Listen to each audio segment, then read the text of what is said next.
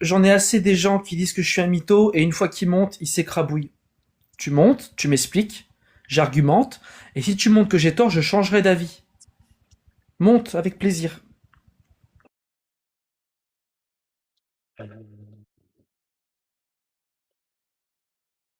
Jackie est soit plus là, soit en privé. Salut RSK, RZK, pardon. Ça va les gars, vous allez bien? Ça va. Et toi? Ouais, ça va super. Et le mout, hein, je suis désolé, j'ai pas pris le temps de te saluer sur l'autre live parce que il fallait que je lui rentre un petit peu dedans au gars qui faisait étalage de sa confiture, mais c'est donc, sinon j'espère que tu vas bien. Et est-ce que t'étais encore là dans les parages quand on a parlé de Peter Singer et de la loterie de la M? Oui, c'était là jusqu'à la fin. Ouais. Ok. Et j'aurais bien aimé avoir votre avis sur ce petit jeu, enfin cet exercice de pensée. Si toi et Tony vous le connaissez, comment vous le lisez, qu'est-ce que vous pensez de ce truc? Je connaissais une expérience de pensée, il me semble que c'est Monsieur Phi qu'on a fait plusieurs vidéos avec des machines médicales martiennes qui ressemblent un petit peu. C'est Et quoi tu le veux que je... paradoxe? Je me souviens plus. Je le résume rapidement. C'est Vas-y. tu imagines une société dans laquelle la greffe d'organes elle fonctionne à 100%. Tous les donneurs et les patients sont compatibles, il n'y a jamais de rejet. Ok? Et dans cette société, on décrète qu'une fois par an, on organise une grande loterie où on va décider de retirer la vie d'un des plus grands criminels de la société qui est enfermé. On considère que cette personne, elle est en parfaite santé, donc elle a aucun problème physique. Et on va la sédater, donc pendant son sommeil, on va l'endormir et on va lui retirer sans douleur son cœur et ses poumons. Et grâce à ces organes-là, on va sauver la vie non pas d'une personne, mais de deux. On va greffer le cœur à un pauvre innocent qui a besoin d'une greffe de cœur et à un pauvre innocent qui a besoin d'une greffe de poumon. Et la finalité, c'est que grâce à une personne, on a retiré la vie d'une personne pour en sauver deux autres. Donc en termes de calcul de conséquences, on est bien. Et est-ce que pour autant, toi, Tony, toi, Helmut, vous aimeriez vivre dans une société qui fonctionne de cette façon? Ah non. Bah, moi non plus, je suis dogmatiquement contre enlever la vie Ah, à c'est l'humain. dogmatique, toi, Helmut? Tu viens de l'avouer? Oh. Ah oui, non, je l'avoue Ouais, je sans comprends. peur. Moi, c'est pas. Enfin, il y a une partie dogmatique, je pense, comme toi. Il y a un truc qui fait, je sais pas trop justifier de pourquoi je veux pas.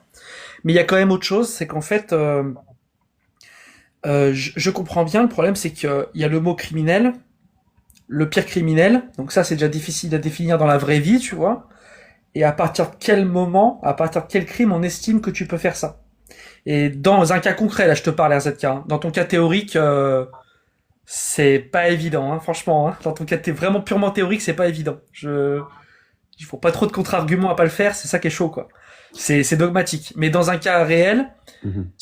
à partir de quel crime on commence à piquer les organes et donner ce pouvoir-là à un État et de décider, c'est bizarre, c'est dangereux. En fait, cet exercice de pensée, il a comme puissance que, bah justement, il vient mettre en évidence les tensions qu'une morale athée ou matérialiste peut rencontrer. À partir de quel moment on va se confronter à une sorte d'absolu des valeurs? À partir de quel moment on considère que les conditions sont suffisantes pour s'octroyer le droit de retirer la vie à quelqu'un?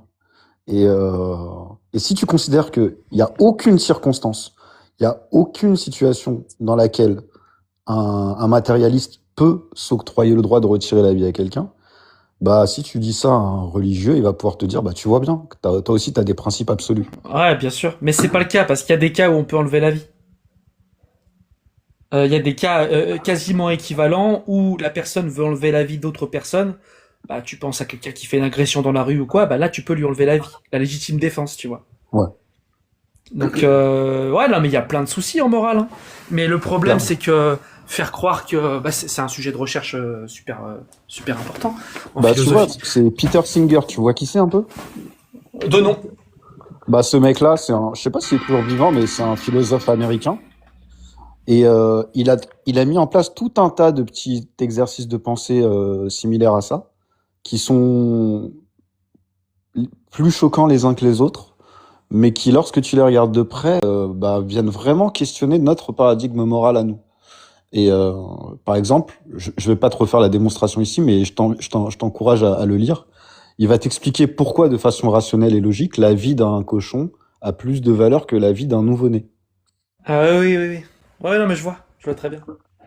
C'est un... Ah, je vois. Ah, mais le conséquentialisme, ça a plein d'implications directes, hein. Et, mais le truc, c'est que il y a des problèmes parce qu'en fait, on sait qu'on n'a pas des systèmes parfaits. Et heureusement, on arrive à construire quelque chose d'à peu près solide dans 99,9% des cas pour vivre ensemble. Mais le gros point, c'est que on va essayer de te faire croire que parce que ton système ne répond pas à tout, leur système est bon. Donc déjà, bah, c'est un sophisme. Et puis Exactement. eux, bah, il y a quand même un gros souci. C'est que ils prétendent avoir une morale absolue avec leur dieu, sauf que leur dieu, on ne sait pas s'il est pour ou contre l'esclavage. Leur dieu, on ne sait pas s'il est pour ou contre le mariage des petites filles. Et pire que tout, on ne sait pas si leur dieu existe. Et tu vois, il est là le sophisme. Mais ouais, non, mais t'as raison. Je suis d'accord Et avec toi. Il y a plein de problèmes en morale, c'est compliqué, hein. Et je pense qu'il faut pas être purement conséquentialiste tout le non, temps. mais t'as mis exactement le doigt sur tout l'enjeu de leur petite gymnastique quand ils sont face à des athées, c'est essayer de trouver les failles de notre système pour valoriser le leur. Et, euh, et tout à l'heure, c'est ce que le mec essayait de faire avec Helmut. Il lui disait, mais toi, dans ton paradigme, comment tu peux me justifier que sauver le cancer ou se mettre une balle, enfin, c'est pas la même chose. Soit disant que tout serait équivalent. Et, euh, et moi, je lui ai répondu à ce mec, je lui ai dit, bah, tu sais, moi, je me considère comme un être humain qui a atterri sur cette planète et qui sait pas pourquoi il est là. Donc, il cherche des réponses à ces questions, en vrai, comme tout le monde. Et que malheureusement, il a constaté de façon froide et honnête qu'il n'y a pas de mode d'emploi. Personne n'est venu nous donner les règles du jeu, personne nous a dit c'est exactement ça qu'il faut réaliser sur la Terre. Donc on se débrouille comme on peut. Et la conclusion à laquelle j'en suis arrivé personnellement et où d'autres hommes arrivent, c'est que on n'a pas d'autre solution que de collaborer les uns avec les autres et d'essayer de rafistoler des principes entre nous pour vivre du mieux possible. Et donc, ce faisant, quand je suis dans cet exercice, dans cette collaboration avec les autres, on en est venu ensemble, hein, collectivement, à la conclusion que sauver le cancer, c'était quand même un peu mieux que de se mettre une balle. Mais après, si ta contradiction, tu veux la pousser à l'extrême et me dire que d'un point de vue matérialiste, tout se vaut parce que c'est rien d'autre que des mouvements incessants de matière, oui, c'est vrai. C'est terrible à dire, mais c'est vrai. In fine, qu'on soit là ou qu'on soit pas là, qu'on se mette une balle ou qu'on sauve le cancer dans 150 ans, comme Ça disait le change chanteur rien. Raphaël, on s'en souviendra plus. On s'entend, on sera tous morts et il n'y a pas de dieu qui nous juge. Exactement. Donc oui, au bout du bout, tout est équivalent. Mais le truc, c'est que nous, on n'est pas encore au bout du bout, on est dans le ici et maintenant. Et ce qui m'appartient le plus, c'est le ici et maintenant. C'est qu'est-ce que je peux en faire? Et est-ce que j'ai la possibilité de faire en sorte que ce ici et maintenant soit le moins source de souffrance possible pour moi et pour les autres autour de moi? Exactement. Et on accueille le GOAT, Shulama. Salam Salut alaikum, ça va Soulama. bien? Ça va bien les amis? Ça va et toi? Ça va. Moi, je suis en train de vous écouter sur la question de la peine de M. Et j'ai pas autant de connaissances philosophiques ou morales que vous, mais moi, je me dis que la proportionnalité de la peine peut être peut être utilisée pour expliquer une action. C'est-à-dire que certains systèmes considèrent que puisque la personne a enlevé la vie ou qu'elle a commis on va dire un attentat de masse ou qu'elle a commis un acte très très grave, la proportionnalité, ça serait la M de cet individu. Donc, je voulais savoir qu'est-ce que vous pensiez de cet argument sur la proportionnalité des peines. Je veux dire la loi du talion? Bah non, tu juges la Attends, mais peine en fonction de ce qu'il a fait, quoi. regarde. Par exemple, juste pour, c'est pas la loi du talion, parce que la loi du talion, c'est un œil pour œil, dent pour dent. Donc, ça serait la définition du talion. Mais moi, je parle de la proportionnalité de la peine. Tu vois? Par exemple, qu'est-ce qui me permet de critiquer des peines dans l'islam sunnite? Par exemple, les 100 coups de fouet pour les fornicateurs, c'est que je trouve que comparé à l'acte qu'ils ont commis, c'est pas proportionnel. Donc, c'est toujours analyser la proportionnalité de la peine qu'on va mettre en fonction de l'acte commis. Ah oui, je suis d'accord avec toi sur ce point. Et si tu veux, c'est souvent ce que la team PDF essaye de faire pour défendre la peine de l'apostat, par exemple, en te disant, ben, nous, on vit dans des sociétés occidentales où si si tu vends un secret d'État à un pays en guerre avec nous et que tu deviens un traître à ta nation, on peut t'exécuter aussi. Et moi, je leur réponds, ton analogie n'est pas assez bonne parce que la proportionnalité n'est pas du tout la même. Dans un cas de figure, bah, tu mets en péril la sécurité intérieure de ton pays, et dans l'autre cas de figure, bah, tu blesses juste la sensibilité des croyants. Voilà. C'est pas Exact. du tout Salut à tous. proportionnel. Salut Larry. Ça va? Bah, elle est bonne la question, elle est intéressante, mais je pense que la proportionnalité, en fait, elle est équivalente aux valeurs qu'on représente. C'est-à-dire que si la valeur ultime c'est la liberté, alors effectivement, là, c'est problématique. Mais si la valeur ultime c'est la soumission à Dieu, dans ce cas-là, celui qui incite, par exemple, à la fornication dans une société, donc à se libérer ou à être libre du joug divin, dans ce cas-là, lui, il va être beaucoup plus réprimandé que voilà, qu'un mec, je sais pas moi, Mais Larry, qu'on rentre avec des libertés, parce que la valeur, c'est pas la liberté, c'est la soumission. C'est ça. mais pour analyser la proportionnalité de la peine, ça, on va rentrer dans la philosophie. Moi, je pense pas qu'il faut l'analyser par rapport à quelque chose. C'est pas par rapport à la religion ou par rapport à la liberté. C'est regarder un acte commis, par exemple, deux personnes qui ont des relations S en dehors du mariage, voir si c'est un acte qui est autorisé dans la société ou si c'est pas un acte qui est autorisé, et ensuite établir une peine en fonction des préjudices qui ont causé dans la société. Donc, C'est si quoi on un regarde, préjudice?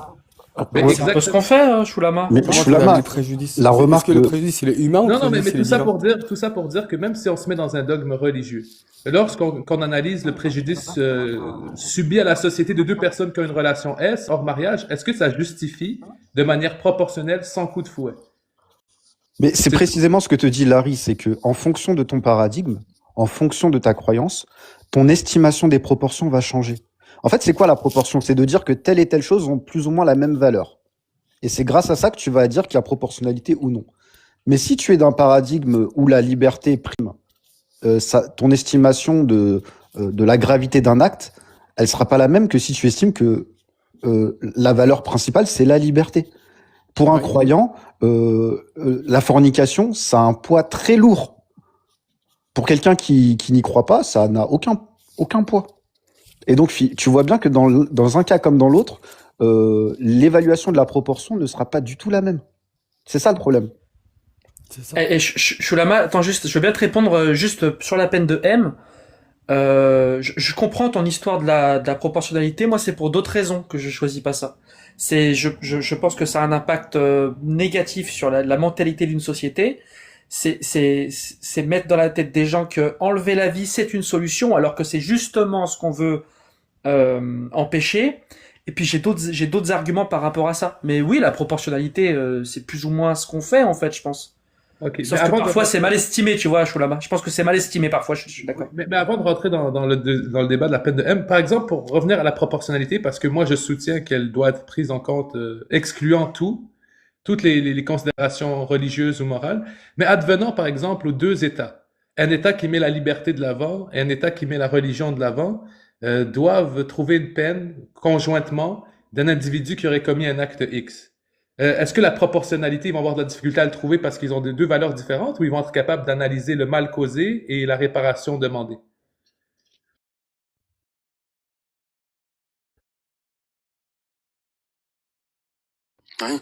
Mais là où je vous, messieurs, c'est quand on regarde les États aujourd'hui se disant religieux, je vais prendre par exemple l'Algérie, par exemple, ben, même si l'islam est la religion d'État, ben, les personnes qui ont des relations hors mariage vont pas être fouettées de 100 coups de fouet.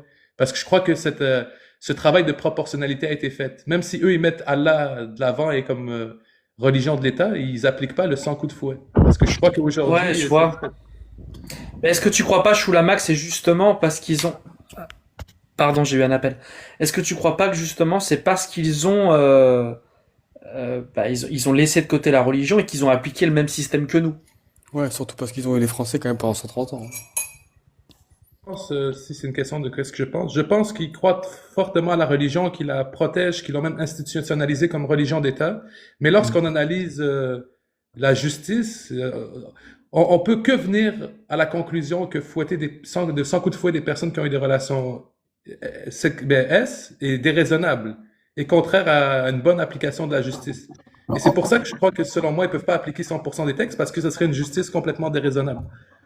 Ouais, mais tu vois, Bah, pour après, quelqu'un qui est endoctriné au point où il considère que il y a des conséquences qui vont dépasser sa vie terrestre et des conséquences qui seront plus du coup quantifiables parce qu'elles seront éternelles, t'as un croyant très pieux qui sera même très content de se prendre les 100 coups de fouet parce qu'il va se dire c'est pas trop cher payé vu que ça va me préserver de peut-être de l'enfer éternel. Et lui, c'est dans ça. sa proportion, ça sera totalement inversé dans son esprit. C'est équivalent en fonction de ses valeurs, en fait, tout simplement.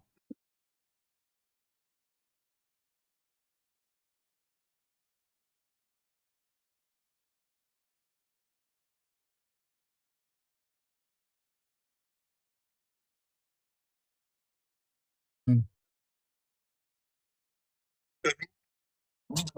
Bah, en fait, ce que tu dis, c'est que c'est pas vivable dans le sens où ça va forcément faire en sorte que les gens vont être réduits au point où, en fait, on va devoir punir tout le monde et ça va faire que la société, elle va se réduire.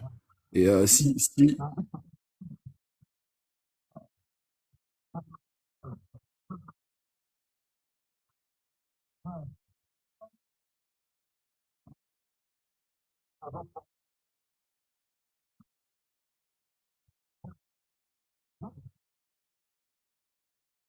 Ouais, sur ça, je suis d'accord. Mais ça montre bien l'incohérence. Ça montre... C'est ça.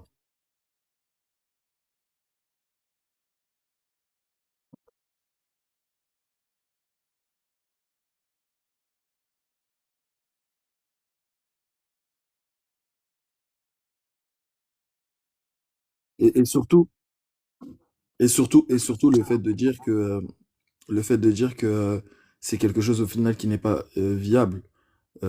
Encore une fois, même ça, le fait de dire ça, ça dépend vraiment des valeurs, puisque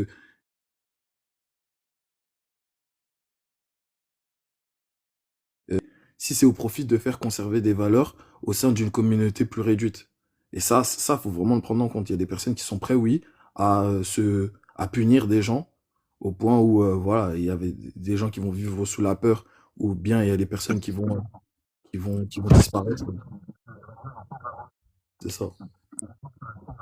Après, ce qu'il faut dire, et ce qui est important de dire, c'est que c'est pas parce que on a plusieurs systèmes de compréhension des choses et de nivellement des valeurs que tous ces systèmes vont se baser sur de la rationalité et sur l'accumulation de véritables connaissances pour affiner ces estimations. Et puis, tu as des systèmes qui vont se baser juste sur des croyances dogmatiques qui datent de plusieurs siècles. Et Lesquels, par l'un et exemple? l'autre bah, les religions, Lesquels, tout par simplement. exemple? Les Non, religions, tout puisque en simplement. fait, là, le fait de dire ça, c'est comme si, au final, on disait qu'on pouvait baser des lois, des morales ou même des règles avec des connaissances. C'est pas possible. Je vois pas comment ça serait possible. Non, non, mais je te donne un exemple. Les croyants qui pensent que prendre 100 coups de fouet quand ils ont forniqué, c'est une bonne chose. Ils le Ouais. pensent parce que dans leur esprit, il y a un mal énorme qui les attend dans l'au-delà. Et donc ça va les préserver de ça. Donc leur calcul de proportion, pour eux, il est avantageux. Mais si tu leur fais comprendre que ce calcul des proportions est erroné parce que ils ont aucune preuve de ce qu'ils avancent, en fait, ils font un calcul faux, par définition, dans le sens où, vu qu'il n'est pas vrai, il est faux jusqu'à preuve du contraire. Et ben là, tu Oui, arrives à leur oui, faire comprendre que leur estimation est mauvaise et donc que leur mais système à eux d'évaluation ne vaut pas le nôtre. C'est mais ça que je veux dire par là. invalider un raisonnement, parce que pour le coup, le fait de dire que le raisonnement d'une personne religieuse vis-à-vis de ce qu'il va considérer comme étant bien ou pas, il est pas bon, enfin, il est faux, du coup, ne veut pas forcément dire qu'il est pas valide. Puisque il est valide à la hauteur des prémices qu'il va donner, c'est Non, tout. non, non, monsieur, par exemple, là, on parle de justice, d'accord? Donc, dans la justice qui marche avec un système de preuves, avec un système de loi, elle doit elle-même appliquer ses propres principes. Donc, si je commence à dire j'applique cette peine parce que Allah m'a demandé de la mettre, alors on n'est plus dans ce qu'on appelle la justice, parce qu'on n'est plus dans un système de preuves, on n'est plus dans un système de cohérence. On affirme quelque chose que personne ne peut prouver, pour établir une peine. Donc, peut-être que depuis tout à l'heure on confond ça, mais pour moi, c'est pas de la justice. Pour moi, c'est de la dictature, peut-être. C'est une autorité ou une tyrannie de la pensée, mais on peut pas, dans un système qui se base sur le réel, commencer à accepter des prémices basées sur de l'irréel. Mais là, la définition que vous venez de donner de la justice, c'est ça. C'est le fait de dire que, puisqu'en fait, il faut vraiment respecter cette règle du fait de dire que c'est pas parce qu'il y a des preuves qu'il faut déterminer une loi. La loi, c'est les humains qui l'ont inventée. Le fait de dire qu'une personne va aller en prison, par exemple, parce qu'elle a commis tel ou tel autre acte, ça, c'est uniquement dit parce que c'est l'humain qui a fait cette règle. Mais cette règle ne vient pas de la connaissance même du fait que la personne a fait cette chose-là. Ouais, mais la règle humaine, elle évolue en fonction des connaissances. C'est ça qu'on me dit. C'est que Oui, à l'instant T, on va décider d'une règle de fonctionnement, mais à aucun moment on statue que c'est définitif. On peut très oui, bien ça c'est revenir vrai. dessus, l'affiner, la modifier, voire la faire disparaître, parce que les connaissances qu'on a acquises avec le temps nous permettent de mieux nous aiguiller en fait dans nos décisions. Ben, je dirais pas que ça nous aiguille mieux, je dirais juste que ça nous aiguille différemment. On peut pas faire Ah non, une ça nous aiguille équivalence. mieux, ça nous aiguille mieux. Ça Je nous pense aiguille pas. complètement mieux. Bah, regarde, il y a 50 ans, dans les foyers familiaux, enfin dans les maisons, quand il y avait des gens qui fumaient, on laissait les gosses prendre le tabagisme passif et on se posait pas la question de savoir si c'était bien ou mal parce que on n'avait pas la connaissance de ça. Et pourtant, ça causait des dégâts chez les enfants. On le savait pas, mais ça causait des dégâts. Aujourd'hui qu'on le sait, eh ben, on interdit aux gens de fumer en présence des enfants. Qu'on a mis une loi en place et pour une meilleure chose. Mais tu vois, la situation existait de la même manière auparavant. Et le fait de mettre une loi, ça nous a permis d'avoir quelque chose de mieux, un meilleur résultat aujourd'hui. Oui, Bah, mais ce que je veux déjà, il y a dire, un c'est truc que il y a un truc qui est pris en compte, qui est pas pris en compte dans la loi divine, c'est la dignité humaine. Ça veut dire que le tribunal, il n'a pas pour but de créer des sévices moraux sur la personne qui va être condamnée, il a pour but de l'écarter de la société et de rendre la justice de manière à ce que la personne soit punie pour ce qu'elle a fait. L'objectif, c'est pas le sévice moral ou l'indignité. Ou c'est ça. quand on met quelqu'un sur une place publique pour le fouetter, on tente à perturber sa dignité et lui créer des sévices moraux, de manière à ce que la personne soit moralement atteinte. Hmm. On Qu'elle tente se pas à redresse redresser un la peu. personne, on tente à l'atteindre moralement. Ouais, qu'elle se redresse un peu sur les lois de la société, quoi. C'est pas ça, c'est créer des sévices moraux aussi. Une crainte de Ouais. la société, c'est la dictature, tu vois. La dictature, t'as peur de la société, non pas parce qu'elle est juste, mais parce que tu sais que forcément, elle peut te faire des trucs de dingue. La dictature, on y a peur, pas parce que c'est une justice, c'est parce que justement, la dictature n'est pas juste. Ouais, mais ça, on peut pas dire ça pour toutes les personnes qui sont soumises à la Mais attends, dictature. attends, quand vous dites que c'est pas juste, c'est parce qu'il n'y a pas de proportion entre les actes commis et les peines ordonnées. Ben, là, j'ai plus l'impression que Larry Gold, il a dit que c'est pas juste par principe. Parce que la dignité est un principe, et du Oui, coup, Alors si oui, on il prend parle la de dignité principe, humaine comme un principe, là, non, ici, non, mais si on parle de effectivement. principe, messieurs, on va toujours tomber dans le subjectivisme. Essayons d'avoir, de construire quelque chose, comme les philosophes faisaient. Donc, est-ce qu'on est d'accord pour dire que quand la peine n'est pas proportionnelle à l'acte commis, on tombe dans une justice déraisonnable? Ça, on peut pas savoir c'est quoi la proportion de ouais. la peine. C'est en fonction des valeurs que tu établis dans la société pour savoir Quand la tu me dis ça, proportion de par la peine. exemple, qu'on analyse, par exemple, demain tu voles un mouton, d'accord? Et on Ouais. analyse les préjudices subis. Donc, tu es allé dans le terrain de quelqu'un d'autre, tu as pris ce qui t'appartenait pas et tu as empêché un homme de se nourrir. Donc, on met ça sur un papier et là, on va essayer de trouver une réparation justifiable. Tu crois que cette réparation, est-ce qu'elle peut être objective ou elle va toujours reposer sur ce qu'on pense être bon ou mauvais? Euh, Je pense qu'elle peut être objective Enfin, pour moi. enfin, je vois pas l'antinomie entre penser mettre en application ce qu'on pense bon ou mauvais et subjectif. Ce qu'on pense bon ou mauvais peut tout à fait être subjectif. Je vois pas la. Par exemple, dans l'islam, si tu voles le mouton, on va te couper la main. Donc, on Ah va oui, dire ça, d'accord, c'est ok. bon. Oui, c'est vrai. Mais Oui. après, si on analyse les faits, on se dit, est-ce que le vol d'un mouton, le fait de couper une main, c'est une réparation proportionnelle à l'acte commis? Et objectivement, je crois qu'on peut dire non. Oui, objectivement, je pense que oui, la valeur d'une main, ça vaut mieux qu'un mouton, ouais. Mm. Bah, surtout Dès que lors... Ah, désolé. j'allais juste dire, en fait, bah, c'était pour revenir par rapport à ce que RZ il a dit. En fait, bah, au tout début, si on détermine quand même des lois, des règles morales, en fait, c'est bien parce qu'il y a un objectif, et cet objectif, il faut pas l'oublier. C'est surtout, en fait, quand je pense aux questions morales, je pense toujours à la guillotine de Hume. Le fait de déterminer un fait, par exemple que le tabagisme passif, c'est quelque chose qui est néfaste pour les bébés, au niveau sanitaire, ça ne veut pas dire qu'il faut arrêter le tabagisme passif pour le tabagisme passif tout court. Si on dit qu'il faut l'arrêter, c'est toujours à des fins de, pour but de. Il faut toujours préciser ça. Compris cet argument, si tu peux La- aller plus loin. En gros, la guillotine de Hume, elle dit ce qui est ne peut pas déterminer ce qui doit être. Donc, si par exemple, on prend la loi, donc les lois en général depuis l'aube de l'humanité, une règle simple, on dit une personne qui est mise à mort, pardon, quelqu'un qui met quelqu'un d'autre à mort n'est pas forcément obligé. Enfin, on va considérer qu'il est coupable de ce crime. On va dire que cette action-là, c'est un crime. Donc voilà, ça c'est la première, l'une des lois du... Il a bugué ou c'est moi? Parti. Ah ok, j'ai cru que c'était moi. En fait, je veux juste vite fait en 10 secondes répondre à ça, c'est de dire que effectivement, on sait que personne ne nous prescrit rien du tout. On est sur la planète avec nos petits bras, notre petite cervelle, et il y a personne qui nous a donné un mode d'emploi. C'est ce qu'on disait au début du live avec Tony. Donc il n'y a pas de prescription en soi. La science, elle est descriptive. Elle va nous donner des informations sur le monde, et après c'est à nous de les interpréter, c'est à nous d'en tirer des conclusions. Et c'est tout ce qu'on a en fait. On peut rien faire de plus que ça. Donc on essaye du mieux possible, avec les connaissances qu'on a entre les mains, de prendre les décisions les plus adaptées à notre propre personne et à notre société. Et c'est nous qui prescrivons des choses. Mais oui, Je la suis science en d'accord. elle-même, elle n'est jamais, elle est jamais prescriptive. Elle ne fait que décrire le réel. Oui, mais du coup, tu vois, là, dans ce que tu dis, c'est nous qui devons déduire des prescriptions de la science. Alors que moi, ce que Enfin, je dis, c'est... c'est pas qu'on doit, c'est qu'on peut rien faire de plus que ça. Du coup, On peut moi, en ce que faire je qu'une dis, vraiment, qui est interprétation au- juridique. On peut pas faire plus qu'une interprétation juridique.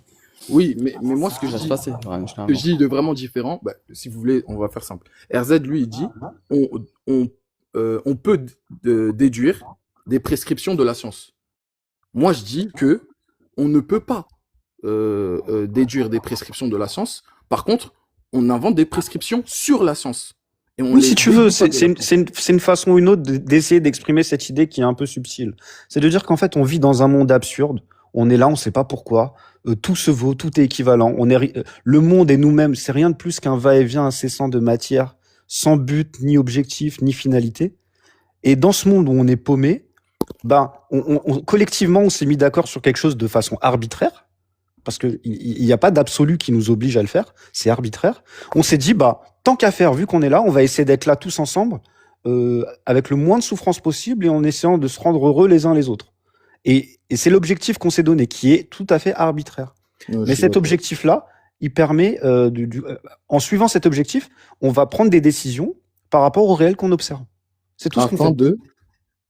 Afin d'essayer d'évoluer le mieux Minimiser possible la dans notre souffrance et ici et maximiser le maintenant. bonheur. Ouais.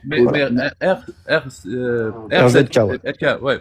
Moi, je comprends tout ça. Et ça, on peut en discuter des milliers d'heures. On peut aller jusqu'au contrat social, si vous voulez, comment il est formé. Mais la décision qu'on prend, est-ce que il y a des bonnes décisions et des mauvaises décisions, ou toute décision est relative aux valeurs du contrat social? Il y a des bonnes décisions. et des Moi, la mauvaises réponse que je te décisions. donne à ça, c'est que à notre échelle humaine, avec les variables qui sont la sensibilité de l'être humain, sa façon de collaborer avec les uns et les autres, oui, il y a des décisions qui sont meilleures que d'autres, mais si on prend du recul et qu'on observe de façon froide le réel, il n'y a pas de bonne, il n'y a pas de mauvaise décision. C'est terrible à dire, mais Auschwitz, c'est ni bon ni mauvais. C'est juste de la matière qui s'est décomposée en masse à un moment donné. Je sais que c'est terrible ce que je suis en train de dire. Tu l'as dit, attends, regarde, Non, ça, regarde. c'est pas Tu as dit que dans la condition humaine inhérente à nous-mêmes, c'est donc de vivre sans souffrance ou sans de causer de mal à l'autre. Donc on peut dire que une valeur objective est celle du respect de la dignité humaine, ou ça encore c'est relatif? La dignité humaine, c'est une construction sociale. Ça n'existe que dans l'esprit des hommes qui ont bien voulu fixer cette règle de façon collective. Mais on peut le dire. Dans l'air, ça n'existe pas. On peut le dire, si on suit ce qui a été dit, du coup, on complète que le but, c'est d'aller vers le bonheur, s'éloigner de la souffrance.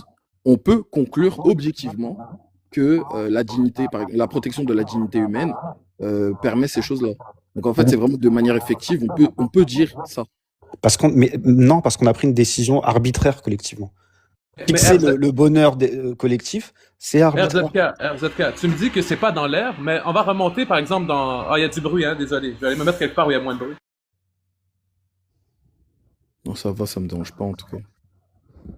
Bon, c'est ça. Fait que je disais, dans le cas de figure où on va voir les hommes des cavernes, je pense qu'il y a aucun homme des cavernes qui voulait voir quelqu'un s'introduire dans sa grotte et élever sa fille ou voler ses biens. Donc je crois que... Et ça, c'est encore une pensée, c'est subjectif, c'est pas très étayé, mais j'ai l'impression qu'il y a des choses qui sont inhérentes à l'humain. L'humain veut avoir du respect, il veut voir sa femme et ses enfants être protégés, il veut voir son territoire être protégé. Et donc, j'ai l'impression qu'il y a des choses qui sont ancrées en nous. Et que ces choses qui sont ancrées en nous, donc ce respect à la dignité humaine, doit être le socle d'une justice cohérente. Dès lors qu'on sort de cet aspect de dignité humaine, on tombe dans tout sauf la justice. En fait, je pense qu'on a en nous, oui, comme tu dis, des instincts. On peut avoir l'instinct de survie, l'instinct de préservation, et de là, de là peuvent découler des façons de fonctionner. Probablement, ouais. Ça, je te l'accorde. Je te le concède, ouais. Bah, je dirais peut-être pour... enfin, si on se base sur l'humain, si le but c'est améliorer, bon, on va pas le redire, je suppose, mais du coup, là, je le répète juste une dernière fois, en tout cas pour moi, comme ça, vous comprenez ce que je veux dire. Donc, le but c'est de faire en sorte que l'humain aille vers plus de bonheur et s'éloigne le plus de la souffrance. Euh, pour moi, objectivement, pour pouvoir satisfaire ça, il faut que la dignité humaine, que toute dignité humaine soit réciproque. En fait, il faut instaurer le principe d'égalité. Du coup, ne fais pas ce que tu ne verrais pas qu'on te fasse, etc. Et si cette chose-là n'est pas respectée, ben, pour le coup, là, je pense pas qu'on peut parler de dignité humaine. Et je vais revenir sur la peine capitale. La peine capitale, je pense qu'elle est justifiée dans le cas où quelqu'un fait quelque chose qui outrepasse la dignité humaine d'une autre personne. Si tu fais quelque chose qui ne respecte pas la dignité d'une autre personne, il y a un paradoxe. On peut pas dire que vous avez la même dignité, le même niveau de dignité, c'est pas possible. Donc il y a forcément un criminel. Il faut se poser la question de l'humanité d'un criminel. Bon, fait qu'on passe-tu au deuxième point sur la peine capitale? Moi, pas pour les mêmes raisons, mais moi, je suis pour la peine de M. Je sais pas. Tony a dit qu'il était contre, RZ ou Larry. Contre quoi? Est-ce que tu es pour ou contre la peine de M? Enlever la vie des gens pour crime ou V, la peine capitale. Ouais, la peine capitale. Et du coup, je précisais, Larry, c'est... Je sais pas, franchement, j'ai pas de réponse. C'est très tangent, moi, dans ma tête, ça dépend. Il y a des, Bah, je te pose Non, des mais pour conditions. faciliter. c'est compliqué Ouais. cette question. Il y en Bah, a, je te pose franchement, je trouve il y en a, il y a des cas de figure où, franchement, ça serait très dur, ça serait vraiment très dur, ça serait quasiment pour moi presque immoral de dire, ouais, mais bon, on va quand même continuer à les laisser vivre, à les entretenir, à les voir manger, dormir, etc., respirer de l'air. Donc, tu es pour la peine capitale. Parce que Non, quelqu'un qui est pour, contre Larry. est contre à Bah, tout. j'ai pas dit que je suis pour, mais je dis que cette question-là, elle mérite vraiment interrogation Ouais. et je peux comprendre T'es que pas complètement fermé comme moi, quoi. ouais, c'est compliqué. C'est-à-dire que j'aimerais que la vie puisse surpasser toute chose. Qu'à un moment donné, on se dise non, on va pas aller jusqu'à pragmatiser. Peu importe, on va pas se comporter comme, tu vois, on va pas ressembler à ce qu'on condamne parce que ça crée une dissonance cognitive et en même temps, c'est très compliqué parce qu'il y a des cas de figure où moralement parlant, on sait pas où se foutre. Alors c'est vrai que c'est compliqué. Je sais pas, je vous écoute Ah, un je peu, mais comprends. En fait, J'ai un justement, point, j'essaye moi, de qui résoudre. Pardon. Sur la peine de M, et j'ai un point après lequel j'ai beaucoup de mal à réfléchir, c'est est-ce qu'on peut être sûr à 100% qu'on fera jamais d'erreur? Et au-delà de cette question, c'est en ça que je disais que j'étais dogmatiquement contre. Vu que moi je réponds non à cette question, je suis contre. Mais je vais pas réfléchir beaucoup plus loin. Après, je peux rationaliser encore, trouver d'autres arguments. Mais vraiment, celui-là, il me bloque. Si dans votre Jugement. Ouais. Mais si dans votre tête, vous êtes capable de vous imaginer un cas où la peine de M peut être imposée de façon totalement légitime, vous êtes pour cette peine. Parce que être contre, c'est peu importe le crime, on garde la vie de la personne. Exactement, Ouais. par principe, en Ça, gros. c'est Oui, comme je moi, suis ça. contre. Ça, Je c'est suis- moi. Quel que soit le crime, je suis contre. Parce que quel que soit le crime, tu ne pourras jamais être certain que dans tous les cas futurs, tu feras jamais d'erreur. Ouais, Mais mais comment en fait, ça? là, Je ce trouve qu'il que veut dire, je trouve que cet argument ne fait pas de sens. Ça veut dire que si on encadre bien cette peine, qu'on s'assure de mettre des des bases solides du genre innocent jusqu'à preuve du contraire, que le doute raisonnable écarte l'accusation, comment on va commettre des erreurs? C'est ça. Doute raisonnable, Shulama, que Helmut, il n'arrive pas comment dire, dans sa tête, à l'accepter comme, bah, c'est bon, on est suffisamment sûr, donc on peut. Il y a Helmut, pas de tu me doute dis... raisonnable dans le cas de la peine de M. Attends, Helmut, je donne une illustration Ouais. de ce que tu dis et tu me dis si je me trompe. En fait, ce que tu dis, toi, hein, je prends un exemple, c'est si on avait le petit moustachu dans un tribunal, toi, tu déciderais de ne pas le mettre à M, non pas parce que tu doutes de ce qu'il a fait, mais parce que si tu le condamnes à M, tu vas établir une jurisprudence qui, par la suite, pourrait se retourner dans d'autres cas de figure où on a moins d'informations pour d'autres personnes, c'est ça? C'est exactement ça. C'est Ouais. pas tout à fait ça, parce que la jurisprudence, c'est un cas d'espèce qui s'applique au même cas d'espèce. Lui, qu'est-ce qu'il dit? Il dit que, par exemple, quand on condamne le H pour mort et qu'on accepte cette peine-là, il se pourrait qu'un jour, ben, on veuille imposer cette peine à quelqu'un qui n'est pas le H et on ferait l'erreur de lui imposer cette peine alors qu'il a rien fait, si j'ai bien compris. Oui, c'est ça, oui. Ouais, oui, c'est un peu ça, ouais. Ben, il faudrait démontrer cette position, parce que moi, il est impossible qu'un tribunal fasse par erreur la condamnation à M de quelqu'un qui n'a rien fait. Il me semble que En c'est tout déjà cas, arrivé dans Dans l'histoire. le même cas que tu veux dire dans le même cas que le H? Ou dans des cas plus simples? Parce que dans des Dans cas le plus cas- simples, Dans le cas, regarde, où tu as quelqu'un devant toi, t'as un grand pouvoir de justice allant jusqu'à lui ôter la vie. Et donc, si le crime est établi, qu'il n'y a pas de doute raisonnable, qu'on voit très bien que c'est lui qui a fait les choses, que c'est prouvé par des preuves solides, et qu'il n'y a aucun doute raisonnable qui permet de dédouaner, ben on applique. Mais dès qu'il y a un moment qu'il y a un doute, qu'on se dit dans notre tête, hey, cette preuve va pas dans cette direction, ou là, ça c'est pas sérieux, ben on procède à une autre peine. Parce qu'on n'a pas la certitude absolue qu'il a commise. Mais Mais dès c'est lors pas qu'on ce a une qu'on fait certitude déjà. absolue, Pardon. attends, et juste pour terminer, parce que dès lors qu'on a une certitude absolue, je vois mal comment on peut être contre la peine de M dans certains cas. Mais vous l'appliquez comme principe. Vous, même si on a une certitude absolue que le criminel a fait Oui. telle chose, on ne peut pas l'éliminer. moi, oui. Moi, je pense ça. Moi, je pense ça. Pour d'autres raisons. Tu veux détailler, Tony? Oui, parce que en fait, exactement, c'est le même argument. Je veux pas reparler d'islam ou de christianisme, mais exactement comme je veux pas prendre des décisions autoritaires d'extrême droite ou fascistes. Ah, attends, je te coupe le micro, tranche. Exactement comme je veux pas prendre des décisions autoritaires ou d'extrême droite pour lutter contre les religions, qui sont aussi pour moi des idéologies d'extrême droite ou autoritaires. Ben moi, je suis athée, je vais pas choisir l'un ou l'autre, tu vois. Et ben, comme je suis humaniste et démocrate, je veux pas faire des choses qui ne sont pas humanistes, parce que pour moi, la dignité humaine, elle passe au-dessus de tout. Et pour moi, en fait, t'as des alternatives aussi efficaces, voire plus que la peine de M. Pas forcément pour réhabiliter la personne, parce que je suis pas naïf, je pense qu'il y a des gens qu'on ne pourra jamais réhabiliter. Et même si eux, on arrive à les sauver dans leur tête, ils ont fait des choses tellement horribles que la société ne les réhabilitera jamais. Ça, j'en suis bien conscient. Mais on peut les isoler, et on peut les isoler avec une certaine dignité. Et puis il y a d'autres problèmes. C'est que, attends, je termine juste. On met où le curseur? À partir de quand ce crime est suffisamment horrible pour qu'on fasse ça? Le curseur, il va pas être le même pour tout le monde. Ça, c'est donner un pouvoir à un État qui me fait un peu flipper, mais bon, ça c'est presque un sophisme de la pente glissante, ce que je te dis. Et encore une fois, les exemples qu'on a, c'est que ces peines-là ne sont pas dissuasives. Notre but, c'est quand même d'améliorer la société. Et pour moi, ça a plus d'effets négatifs que d'effets positifs. Ça améliore pas la société dans les pays où il y a ça. Et même des pays développés comme nous. Voilà, c'est ça mes arguments principaux. Tony, il est moral le plus important, il est éthique. Tout à l'heure, t'as dit que tu pouvais comprendre que quelqu'un donne la M à quelqu'un d'autre dans un cas de légitime défense. Est-ce que tu l'as dit ou... Oui, bien sûr. Oui. Sur le moment, oui. Donc, dans ce cas-là, je vais prendre l'exemple du Bataclan, d'accord? On va dire que ce criminel-là vient et commence à tirer sur la foule, et quelqu'un dans la foule vient avec un couteau et le neutralise.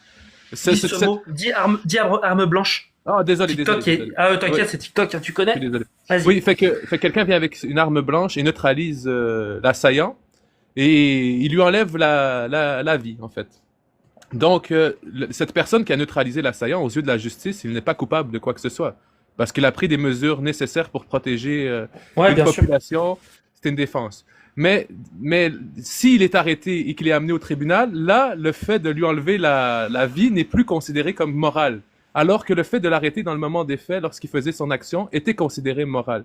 Et on juge cet Exactement. homme pour ses actions. Donc, c'est là où je crois qu'il y a Ouais, ok, je une comprends. différence. Parce que pour moi, si, quand il commettait ses actions, on aurait pu lui enlever la vie sans préjudice ou sans attaque en justice, la justice peut se permettre de lui enlever la vie aussi. Tu peux pas lui Mais enlever parce que tu froidement. Ah ouais, confonds. c'est plus la même situation pour Ouais, moi. mais dans un cas de figure, le but n'était pas d'enlever la vie, c'était de sauver la vie. Mm. Alors que dans l'autre cas de figure, il y a plus de sauver la vie. Une fois que la personne est au tribunal, elle est plus dangereuse. Enfin, elle est attachée, etc. Elle est virtuellement plus dangereuse, exactement. Voilà. Ouais, Donc c'est là, plus la là, même tu- situation, là, Choulama, Là, tu pour moi. sauves plus des vies. Là, tu rends une justice autoritaire.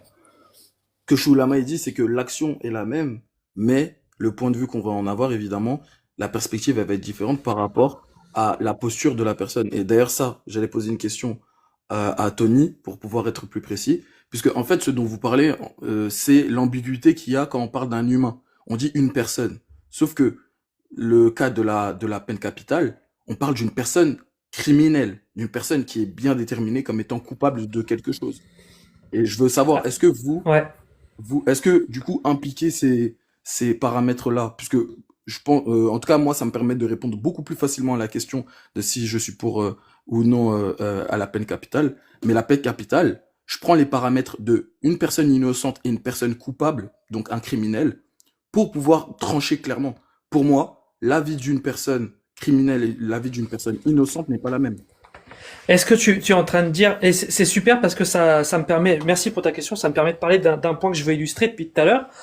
Quelque part, le criminel perd son humanité quand il enlève la vie de quelqu'un? Exactement, oui. Exactement. Et en fait, c'est parfait, je te remercie vraiment.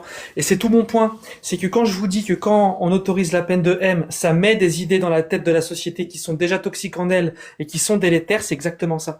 C'est que tous les actes, écoute bien, hein, tous les actes de barbarie qu'on voit dans le monde, ils commencent parce qu'on a déshumanisé l'autre. Peut-être, hein, mais C'est ça, Attendez. c'est ça qui me, vraiment, moi, me Oui, mais fait Tony, aller très très loin de la peine de M. Tony, on va dire, advenant qu'il fait cette action et que moi, il est déshumanisé à mes yeux. Mais c'est pas pour autant que ses droits sont enlevés, parce que ses droits sont protégés par un cadre constitutionnel ou un cadre clair. Donc, Bien sûr, oui, il faut pas que la loi le déshumanise. Exact. Et c'est très difficile de demander à un citoyen qui vient de voir un acte comme le Bataclan, par exemple, de ne pas déshumaniser la personne qui vient de commettre l'action. Tant que le tribunal respecte ses droits, c'est correct. Et là, on parle du cas de la peine de mort. Donc, si c'est mettable ou non dans un cadre comme celui-là. Donc, pour revenir, est-ce que tu penses, la vraie question, c'est est-ce que tu penses que la justice déshumanise en permettant la peine capitale? Mais du coup, je te pose la question à l'inverse. Est-ce que tu penses que la justice déshumanise quand elle dit, quand elle fait comprendre aux victimes, aux personnes innocentes, que la vie d'un criminel est la même que la leur? Non, elle déshumanise pas. Moi, je pense elle déshumanise dans cette situation. Non, en fait, humaniser quelqu'un, c'est pas enlever l'humanité d'un autre. Sauf que Actuellement, bah, c'est du coup, étrange. c'est ce que je voulais revenir, puisque en fait, quand tu as parlé d'humanisme tout à l'heure, c'est un paradoxe que j'ai essayé de résoudre pendant très très longtemps, et je pense avoir trouvé la solution. On peut pas dire que l'humanisme inclut l'humanité et l'inhumanité. Si on dit que quelqu'un a eu un acte humain et un acte inhumain, il va falloir faire une distinction claire entre les deux. Puisque juste d'un point de vue logique, on peut pas dire qu'une personne a fait la même chose. Un coupable ne peut pas être innocent dans la même situation. En fait, moi, je suis d'accord avec Tony sur ce principe-là. Pourquoi? Parce qu'il y a il y a des délits qui vont être commis ou des crimes qui vont être commis. Et justement, c'est dur à dire, mais ces actes sont vraiment faits de la main de l'homme. On voit toute la perversité derrière, toute la pensée, toute la préméditation qui a été faite. Et en déshumanisant la personne, on fait croire que l'homme n'a pas cette capacité-là. C'est-à-dire que c'est pas humain ce qu'il a fait. Au contraire, c'est malheureusement trop humain ce qu'il a fait. Je sais pas si vous comprenez. C'est-à-dire que la préméditation, vous comprenez ce qu'ont fait le Bataclan, par exemple, il y a il y a tout un truc derrière qui fait que même les animaux n'auraient pas pu faire ça. Parce que justement, c'est trop humain. Mais encore, Moi, j'arrive ok, pas. Attendez, juste pour rebondir, Tony, tu nous répondras à tous. Mais juste pour rebondir, moi, je rejette cet argument de déshumaniser parce que, comme je vous ai dit dans mon argumentaire en premier, c'est la loi qui doit pas déshumaniser. Et en deuxième lieu, c'est que les États, par exemple la France, le Canada, autorisent d'enlever la vie à quelqu'un dans des circonstances. Quand, par exemple, le militaire doit combattre pour la cause ou l'intérêt national ou la défense nationale, il a le droit d'enlever la vie. Quand quelqu'un vous attaque et met en bien votre famille ou vous-même, vous avez le droit d'enlever la vie. Donc, l'acte d'enlever la vie qui est légiféré, pour moi, elle n'est pas synonyme de déshumanisation. C'est juste que la société se permet d'éradiquer des problématiques ou des actions ou de réprimer des actions qui sont jugées extrêmement nocives à celles-ci. Donc, le fait de dire quelqu'un qui fait un acte comme le Bataclan, ben, on le veut pas dans notre société française ou canadienne, et donc la justice se permet de lui enlever la vie au nom d'un intérêt national ou d'un vivre ensemble social. Je vois pas une déshumanisation, au contraire, je vois une protection des humains vivant dans une société. Ouais, bah, je réponds à ça. Oui, en fait, c'est pas le fait d'enlever la vie qui déshumanise, parce que comme tu l'as dit, il y a des cas où on peut enlever la vie en légitime défense à la guerre dans des situations qui sont pas jugées comme des crimes de guerre, etc. Donc là, ça, je suis d'accord avec toi. Le truc, c'est que encore une fois, les situations sont pas les mêmes. C'est le fait que le jugement soit d'enlever la vie. C'est ça qui déshumanise. Et encore, ça pourrait même pas être le cas. C'est que si l'argument qu'on utilise, c'est le fait qu'il a perdu son humanité, je trouve que c'est un peu une technique. C'est pas ce que t'as fait, Choulama, pour le coup. Mais c'est un peu une technique de dire, non, je fais quelque chose qui est contre l'humanisme, mais je reste humaniste parce que je fais l'astuce de dire, non, bah lui, il est plus humain. Donc ça, Ouais, c'est trop ça, facile. je trouve que c'est une entourloupe en fait, tu vois. Et Choulama, je suis d'accord avec toi. vas-y, Larry, vas-y. Et puis souvent on parle c'est intéressant qu'on parle de, je sais même plus comment on utilise les mots sur ce TikTok. Meurtre, on peut dire meurtre ou c'est pas bon? Bon. Non, on va dire. Non, pas- putain, c'est bon, pas chemise. Ôtez la vie. enlever la vie, ouais. Ouais, ok, c'est fatigant. Avec préméditation.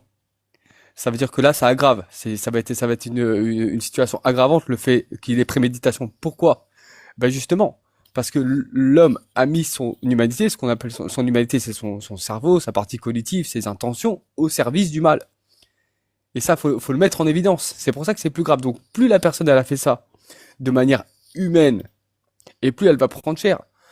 Si vous vous retrouvez en plein milieu d'une bagarre et à un moment donné, vous mettez un coup à quelqu'un, et que vous enlevez la vie de la personne, ça sera moins grave que si vous avez prémédité. Justement pourquoi? Parce qu'on considère qu'à un moment donné, vous avez toute votre humanité, donc votre capacité de réflexion qui a été mise au service du mal. Donc déshumaniser la personne, c'est-à-dire qu'à un moment donné, la personne n'est pas en capacité d'avoir toute cette réalité de réflexion. Alors que si, il faut mettre en avant, il y a des gens, il faut comprendre que pour faire un acte mauvais, l'homme va utiliser le même système que pour faire un acte bon. Ça veut dire que quand les gens sont rentrés dans le Bataclan, etc., c'est exactement, ils ont utilisé le même système que quelqu'un qui voudrait faire un cadeau à sa femme. Il va utiliser l'effet de surprise, il va essayer de préméditer ce que la personne voudrait. Il va fonctionner de la même manière, sauf que un c'est au service du mal et l'autre c'est au service du bien. C'est le même système qui a été mis en place.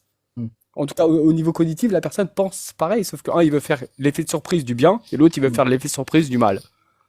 Mais Ouais, est-ce que- Ouais, je vois. Ouais, mais donc, du coup, j'allais dire Moi, la je rentre pas distinction. dans. Désolé. Pas là-dedans, Choulama, toi c'est plus froid comme tu vois Pas le dans truc. l'aspect cognitif, parce que là, qu'est-ce qu'il fait? Il fait la défense de la personne qui commet l'acte. Moi, ce que je dis, c'est que... L'explication. Oui, exact, parce que je comprends. Si on déshumanise, t'as raison. C'est mal, c'est mauvais.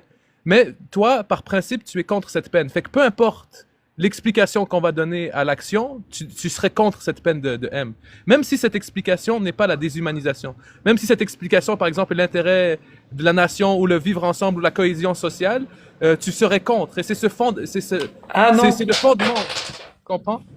Ouais, mais non, vraiment.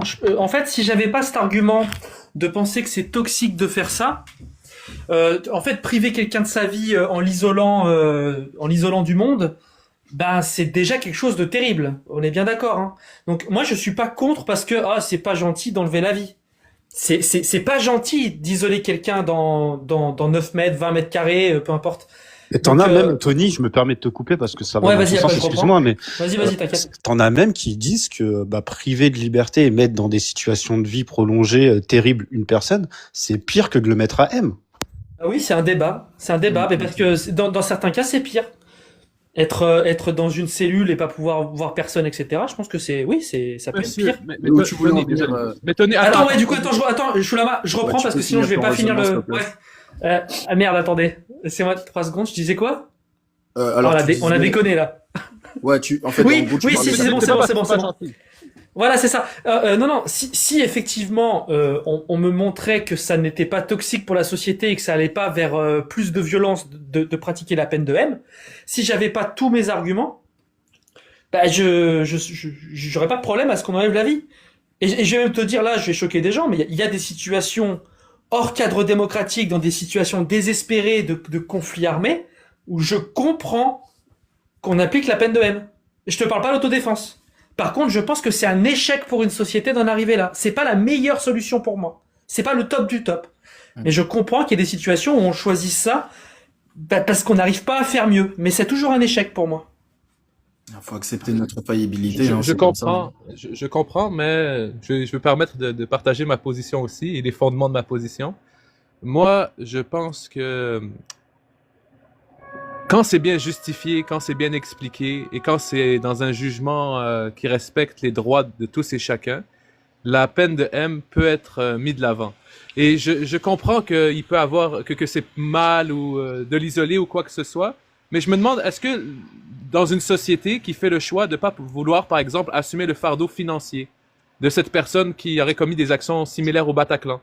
Moi, l'envoyer 40 ans ou 25 ans en prison, lui payer un psychologue, tout ça, payer des impôts pour ce type d'individu, non. Et imaginons que le droit, tu vois, prenne en compte ça aussi.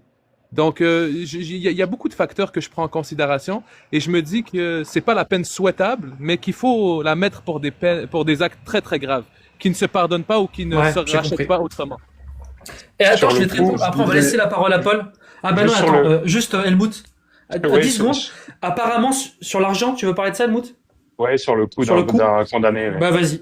Je voulais dire ça, ouais. Ouais, il y a des études aux États-Unis qui montrent que le coût d'un condamné est bien supérieur à celui d'un condamné à perpétuité. Un condamné à M est bien supérieur à celui d'un condamné à perpétuité, du fait de justement des dépenses qu'on fait pour s'assurer qu'il soit bien coupable. Ah, et souvent, pour s'en sortir, les gens, ils disent ouais, mais non, parce que c'est des débats que j'ai eu sur des lives où les gens étaient un petit peu plus extrêmes que vous.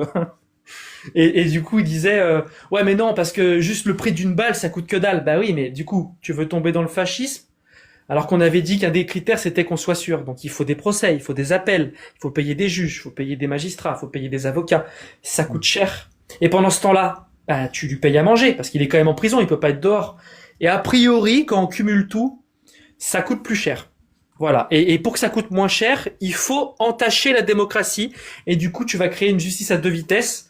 Tu vas pas les juger aussi sérieusement que les autres, alors que c'est justement le crime qui mérite le plus de jugement pour être sûr, parce que c'est la solution la plus Punitive. importante, punitive qu'on prend. Donc voilà, il y a ça qui est bizarre. Mais merci Helmut. Et salut Paul. Je voudrais juste rebondir vite fait et je vous laisse sur ça. Du coup, si on suit la philosophie humaniste, il y a vraiment, comme je disais, ce paradoxe-là qu'il faut résoudre pour moi, parce que sinon, le fait d'utiliser les termes de humain, inhumain, pour pouvoir qualifier des actes, ça n'a pas de sens. Alors dans ce cas-là, je voudrais juste que, pour pouvoir faire en sorte que le débat autour de la peine de mort, par exemple, il se fasse dans la société, ça soit plus simple, qu'on puisse remettre en cause ces choses-là, et qu'on parle à la rigueur que de Homo sapiens sapiens, comme ça c'est plus simple, voilà. Et du coup, tant que c'est ce terme d'inhumanité-là, il n'existera pas, il sera pas clarifié, du coup, ça permettrait pas non plus de déterminer qui est innocent et qui est coupable lorsqu'on parle d'un acte quelconque. Donc, si une personne elle a fait quelque chose et qu'elle est coupable d'un crime, sa culpabilité, elle peut très bien être avérée, mais si on fait pas des lois strictes, donc comme là, on a parlé de la prison, je pense que la prison, c'est une des méthodes qu'on utilise pour pouvoir mettre hors d'état de nuire une personne qui a commis des actes inhumains, selon nous. Après, évidemment, ça sera toujours subjectif. Il faut accepter notre faillibilité dans cette histoire, que ça soit pour la peine capitale ou pour la prison ou pour n'importe quelle autre, en tout cas, mesure punitive.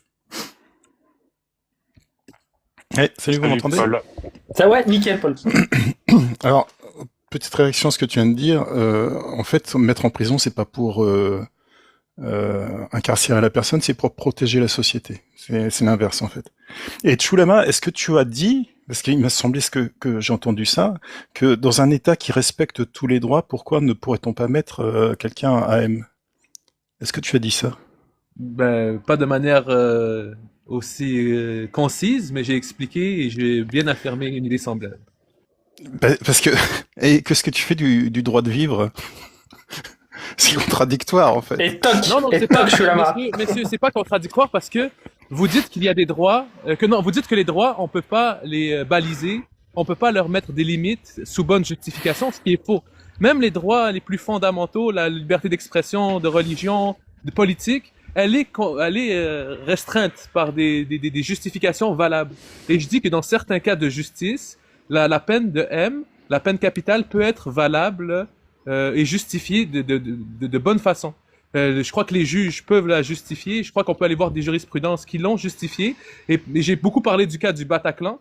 Parce que moi, si quelque chose comme ça se passe dans ma société, j'aimerais énormément, même si c'est pas le cas, j'aimerais énormément que cet individu, au lieu de prendre 25 ans en frais des contribuables, connaisse l'AM. Ouais, mais ça, c'est pas de la justice, c'est de la vengeance. Mais Ça, moi, ce que c'est une réparation. j'aurais voulu Oui, donc de la savoir, vengeance. c'est qu'est-ce qu'on attend d'une peine, pourquoi on l'applique. Et la peine de M, c'est quand même une énorme concession qui est faite à l'humanisme. Il faut qu'elle soit vraiment très très utile. En quoi elle nous est utile?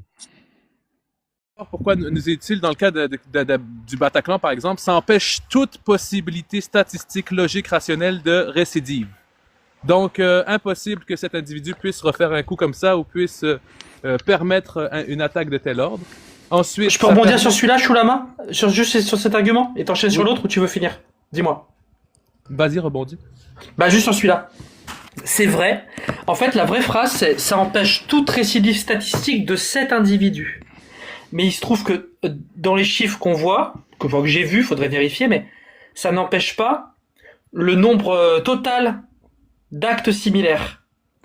L'individu. Et Ouais, mais alors, ce du qui coup, serait intéressant aussi de savoir, Pour la c'est que société, il n'y a pas plus d'avantages parce qu'il y a autant de, il y a pas plus de, il y a pas moins de crimes du même ordre. Mais- parce que j'aimerais la question- savoir le taux de attendez, récidive. Paul, attendez, la question était est-ce qu'on peut respecter les droits de l'homme, l'humanisme, tout en atteignant le droit à la vie?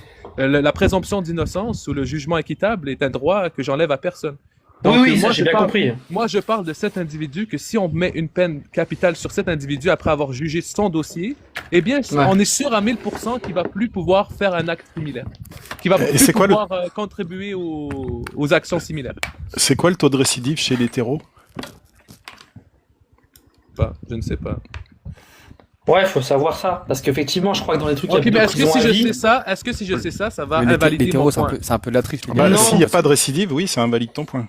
Non, c'est Les un en peu, général, c'est 6% en France. mais c'est un peu de la triche, l'hétéro, parce que l'hétéro, ils vont donner leur vie aussi, donc en fait, ils s'en foutent. Ouais, c'est. Ah bah, c'est- les hétéros qui sont Ouais, ils vont en qui martyr. soit donc, abattus, soit ouais, ils vont jusqu'au bout, ils s'en auto-abattus. Attendez, du coup, on a coupé Chulama, il a pas fini ses arguments. Pardon, Chulama, tu te rappelles de la suite ou pas? Ben, je suis un peu confus, mais je vais essayer de faire mon mieux. Fait que je Je suis parlais, désolé, mec. J'aurais pas dû Non, c'est rebondir, vrai. j'aurais dû te laisser finir. je parlais de ce taux de récidive de cet individu qui est réduit à 0, même pas 6%, juste réduit à 0. Ensuite, la justice. La justice, oui, elle considère les droits humains, mais il y a un aspect aussi de la justice qui est social, parce que la législation est faite dans une optique de contrat social, de vivre ensemble, de mettre des règles qui empêchent à autrui de souffrir. Et je pense qu'un acte aussi grave que, par exemple, celui du Bataclan est une offense capitale au contrat social, est un bafouement elle-même de l'humanisme et de la dignité humaine.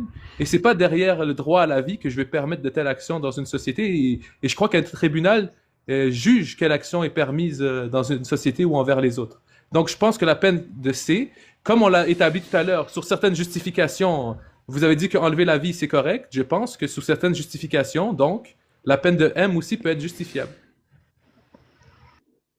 Non, mais t'as pas de Fondamentalement, ça légitime enlève pas le défense truc. dans la justice. Hein. National, l'intérêt social, l'intérêt du contrat social, qui peut être défendu par la peine de M. Bah, il peut être défendu autrement.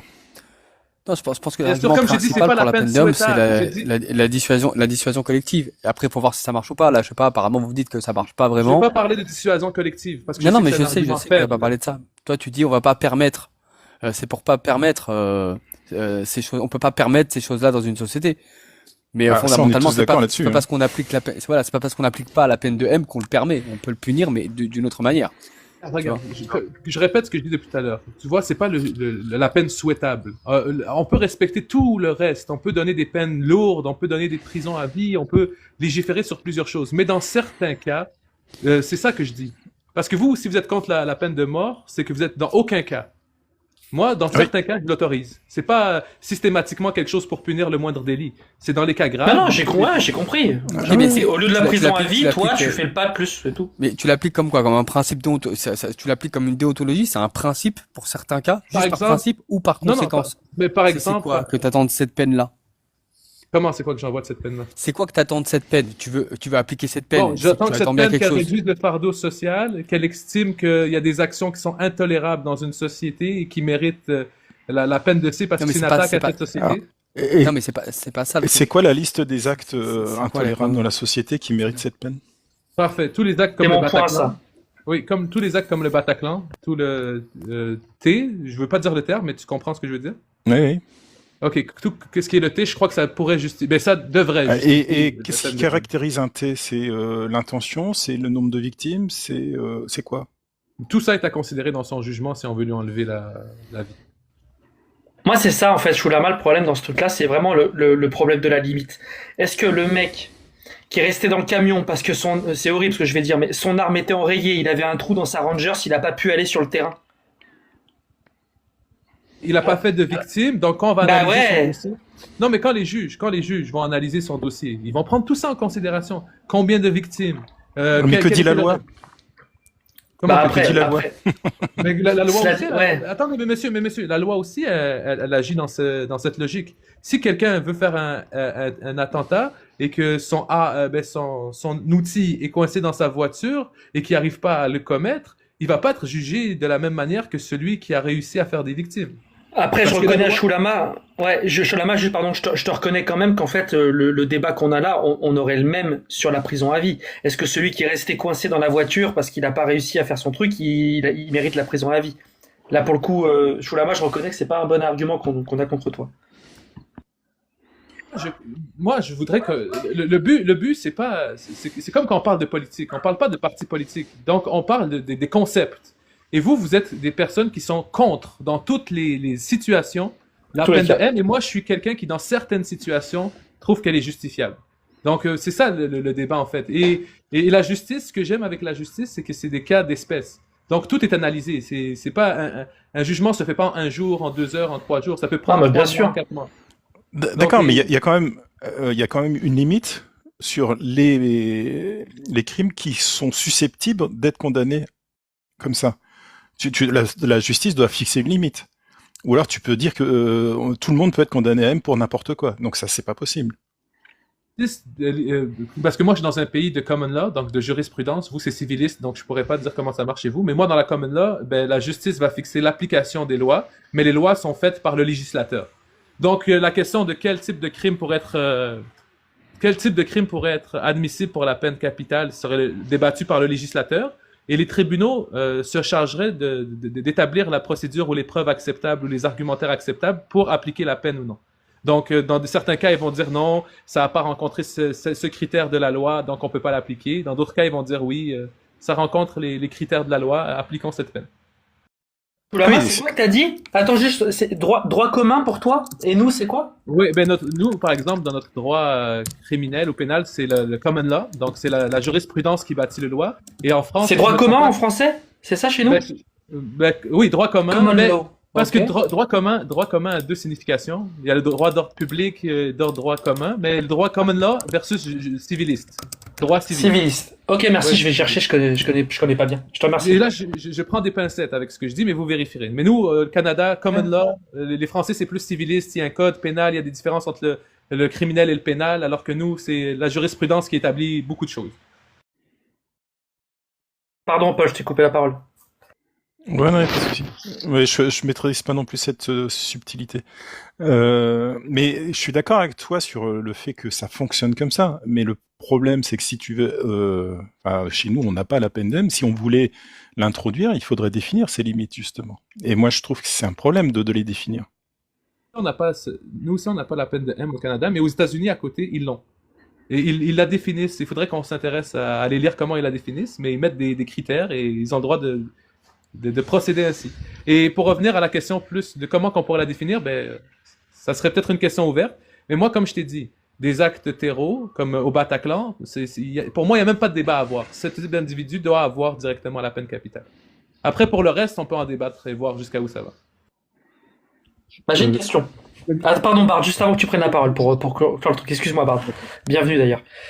Imaginons, Shulama, imaginons, hein, on se rend compte que deux sociétés à peu près équivalentes d'un point de vue niveau de vie, etc. hein, tu vois. Il y en a une qui met la peine de M, et il y en a une qui met la prison à vie dans des circonstances qu'on juge décentes. Ils sont dans 10, 15, 20 mètres carrés, ils ont des balades, ils ont accès à une bibliothèque, bon, t'as compris. Si on se rend compte que les chiffres sont les mêmes, il y a autant de récidives dans les deux cas, la sensation des victimes d'être comment dire, que justice soit rendue, voilà, que justice soit rendue pour les victimes, etc., etc. C'est à peu près pareil. Toi, tu préférais quoi? Si du coup on enlève toutes les variables et que la seule variable c'est on enlève la vie ou on les met en prison à vie, tu préférerais quoi? Juste d'un point de vue moral pour toi dans ton cas. Oui, pour l'acte que j'ai décrit, comme par exemple du Bataclan. Ouais. Ouais, on enlève la vie. Ok. Ouais, je comprends. Ok, merci mec.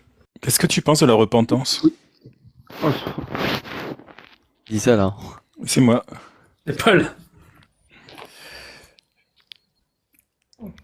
Qu'est-ce que tu penses de la repentance? T'es pas chrétien quand même. Mais de la repentance, c'est tu vas voir le prêtre et tu fais tes confessions intimes et après tu es pardonné, ou la repentance par rapport à quoi? Ah, je suis athée. Hein. Oui, mais repentance par rapport à quoi ou à qui?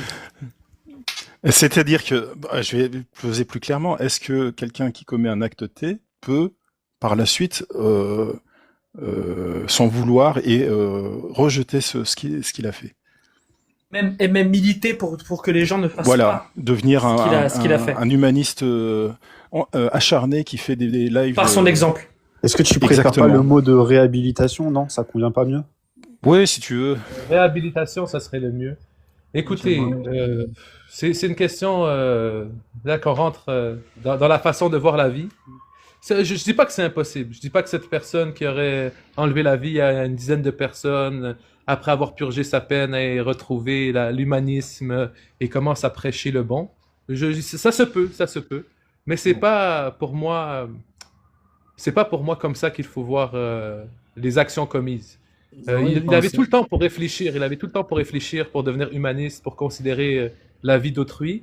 Malheureusement, ces 10 personnes qui ont perdu leur vie, ben, ils sont plus là, ils peuvent plus évoluer, ils peuvent plus se réhabiliter, elles aussi, devenir des personnes meilleures. Leur famille souffre constamment de cette action. Donc, finalement, non. Même s'il peut se réhabiliter, pour moi, c'est quand même la peine de M qui doit être appliquée pour ce genre d'action. Et tu penses donc que sa mise à M va soulager les familles? Je pense.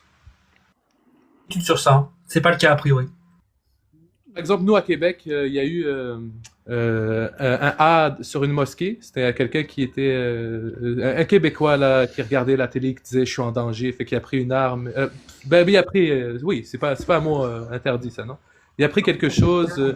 Il a pris un outil, il est allé dans une mosquée, il a éliminé des personnes. Et aujourd'hui, il est encore en vie, il est dans les prisons, il est logé, nourri, accompagné psychologiquement par la société québécoise. Et je pense que ceux qui ont perdu leur père ou leur mère ou quelqu'un de leur famille dans cet acte-là, ben, ils souffrent toujours de la présence de cet homme. De savoir que eux, ils payent des impôts pour nourrir cet homme, oui, c'est une souffrance.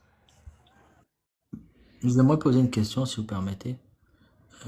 Pensez-vous pas que justement le fait Pardon, que... après, s'il vous plaît. Ah, pardon. Juste, Juste, je pourrais prendre la parole. Vas-y, Bard vas-y, d'abord, vas-y, vas-y, Bard. la parole.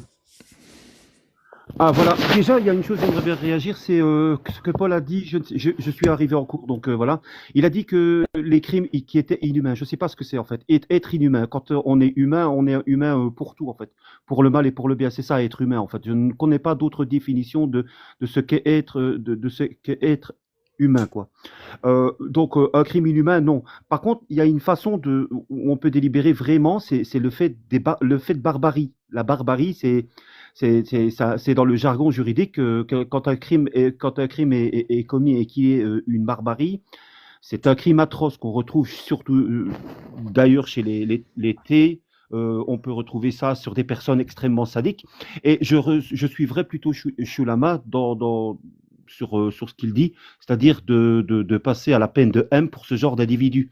C'est vrai qu'il y a le repentir, c'est vrai qu'il y a ce genre de choses qui peut être faites, mais ça ne devrait pas empêcher justement, pour moi, je parle pour moi, je ne parle que pour moi, ça ne devrait pas empêcher justement la peine de M d'être exécutée. Voilà. C'est pour ma part. Et quand vous abordez le sujet en disant, attendez juste une seconde, quand vous abordez le sujet en disant, oui, mais ça c'est de la vengeance. Je suis contre toute forme de torture, quoi qu'il en soit. Par contre, mettre quelqu'un en prison à vie, c'est-à-dire prendre 250 ans de prison comme il arrive parfois, je trouve que ça c'est une torture. Ça porte même un nom, c'est une torture blanche. Ça veut dire être enfermé sans jamais avoir d'espoir de pouvoir sortir. Savoir ça, c'est une torture en soi. Si vous ne voulez pas le voir, c'en est une. Et il y a des études qui sont faites sur la torture blanche.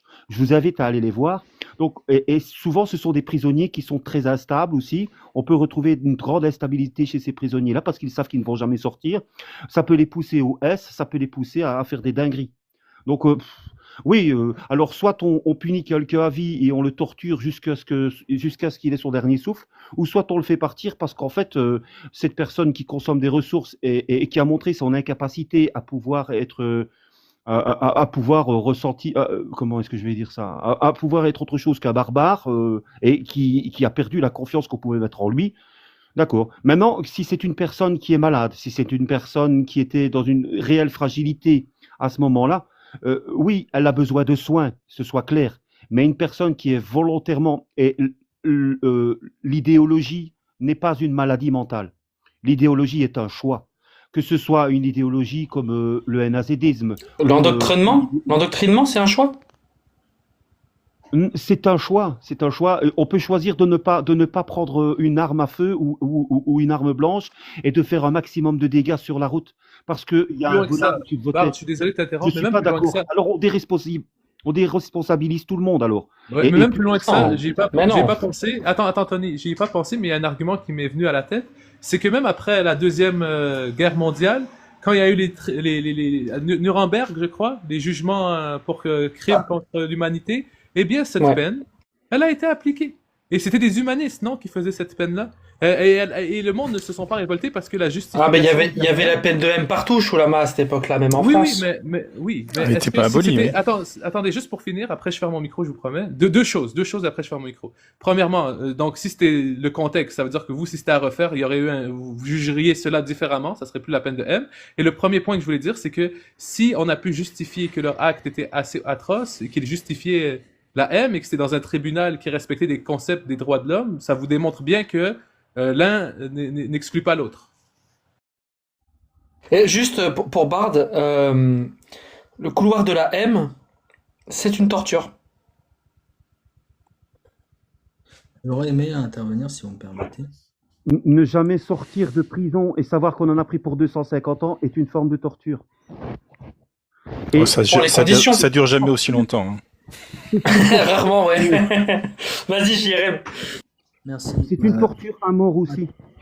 Ce que j'aimerais dire, c'est, en fait, le problème, c'est que cette histoire de peine, c'est juste une histoire d'échelle des valeurs. C'est-à-dire que le problème, c'est que s'il n'y a pas au sommet de la pyramide de l'échelle des peines cette peine-là, il y a un écroulement intrinsèque qui se fait. Et on le voit, par exemple, avec la justice française. Les 3/4 des peines sont pas appliquées. Il y a que de la jurisprudence. Il y a la compression. Il y a la sortie de bonne conduite. En réalité, les peines qui sont prononcées, vous les recomprimez, vous les, oui, mais ça a aucun rapport avec la prison à vie et la peine de M là. Tu nous parles d'autre chose. si je vais au bout de mon raisonnement, je peux justement faire le lien. C'est-à-dire que justement tout cela, tout ce glissement a été fait parce qu'il n'y a pas justement la finalité, c'est-à-dire la peine capitale. C'est-à-dire que tout ce glissement, il est fait parce qu'il n'y a pas justement cette peur-là. Et si vous allez dans certains pays où elle est encore appliquée, ben, peut-être que les dingueries qui sont faites dans certains pays, elles seraient pas faites dans ces pays-là. Par exemple, vous prenez, je dis pas que c'est un exemple, hein, la Russie, les dingos là-bas, je peux vous dire que c'est traité, on les traite, voilà. Alors, attends, on va répondre à tes arguments un par un, t'en as fait beaucoup déjà. En plus, tu as répondu déjà, Là, Tony. Tu as répondu la à ce France, oui, j'ai répondu à tout, mais la France, c'est pas le monde. Tony, D'accord? juste une seconde. Est-ce que vous me débloquez dans les commentaires, s'il vous plaît? J'aimerais bien aussi On répondre t'a à vos bloqué? commentaires. Merci. Bah non, je vois pas de, t'es Oui, pas il m'a bloqué, bloqué. frérot. Pourquoi elle t'a bloqué, Mina? Bah non, débloque-le, Mina. Je sais pas comment on fait. Il a pas dit de dinguerie, hein. Excuse-moi, Bard, je sais pas comment on débloque, si quelqu'un, un modo peut le débloquer. JRM, la France, c'est pas tous les pays. Le fait que t'estimes que la justice soit laxiste, bon, il faut le prouver, mais c'est un autre débat. Ça change rien au fait que la peine de M versus la prison à vie. C'est autre chose. Ensuite, comment t'expliques que dans les États américains, qui ne pratiquent pas tous la peine de M, on n'observe pas les déchéances que tu décris? Comment t'expliques que dans un État comme dans les États qui appliquent la peine de M, comme aux États-Unis, il y ait de l'ultra-violence? Ça ne dissuade pas. Tous les consensus internationaux disent que la peine de M ne dissuade pas. La prison à vie ne dissuade pas. Les crimes ne sont pas causés parce qu'on n'a pas peur de la justice. Ça, c'est un fantasme complet. Et que ce soit pour la peine de M ou la prison à vie. Je Tu peux me vois, permettre. les plus croyants ont l'enfer comme punition et font quand même des dingueries. Ça ne dissuade pas. Et puis t'as dit beaucoup de trucs, il y avait beaucoup de trucs qui étaient faux. Je suis désolé, mais il y avait beaucoup de trucs qui étaient faux. Shulama, je vous posais une question à Shulama et puis plus largement à tous ceux qui sont partisans finalement d'une certaine forme de peine de M. Pour aller au bout du raisonnement et pour garder l'idée de proportionnalité que tu as intégrée tout à l'heure, est-ce que deux condamnés à M, tu vas les exécuter de la même façon? Est-ce que, en fonction de la dureté de leur crime, il y en a un qui aura une peine plus douloureuse que l'autre? Non, j'étais dans l'ascenseur. Est-ce que tu peux juste répéter la question? Je suis vraiment désolé. Ouais, pas de souci. Je te disais, pour un petit exercice de pensée, pour comprendre le bout de ta logique, deux condamnés à M pour des crimes de gravité différente. Donc, il y en a un qui a fait encore pire que l'autre. Est-ce que leur condamnation à M, leur exécution, tu vas également la proportionner en termes de souffrance? On va leur enlever la vie dans la dignité la plus grande. Ok, d'accord. Oui, bah ça, on avait bien compris que tu voulais pas un truc, comment on faisait des injections ou je sais pas quoi, là. Je me doute bien que tu veux pas sur la place publique. Bard, je sais pas, j'arrive pas à te débloquer, je suis désolé. Je t'ai mis Oui, 5 secondes. Ah, il c'est est bon, ça débloqué. marche? Non, Ouais, non, ouais. non, c'est bon là maintenant. Ah, ok, Helmut ok. l'a fait, Helmut Ça l'a marche. fait, c'est gentil, merci Tony. Pas de souci. Et c'est vrai que la question de tout à l'heure sur si le sentiment- Nuremberg devait être rejugé aujourd'hui, quel Ce serait serait le intéressant. verdict? Non, Ce non, serait mais intéressant. Oui, mais avant de répondre à cette question, il faut répondre à la première, qui était, est-ce que le fait d'appliquer la peine de M nous sort des droits de l'homme? Ah, Parce qu'on a parlé de valeurs hiérarchiques, moi c'est les droits de l'homme, ma valeur hiérarchique, mais je vois pas une contradiction entre la peine de M et le respect des droits de l'homme. Moi, je peux tenter une réponse. Dans les droits de l'homme, il y a le respect inviolable de la dignité humaine.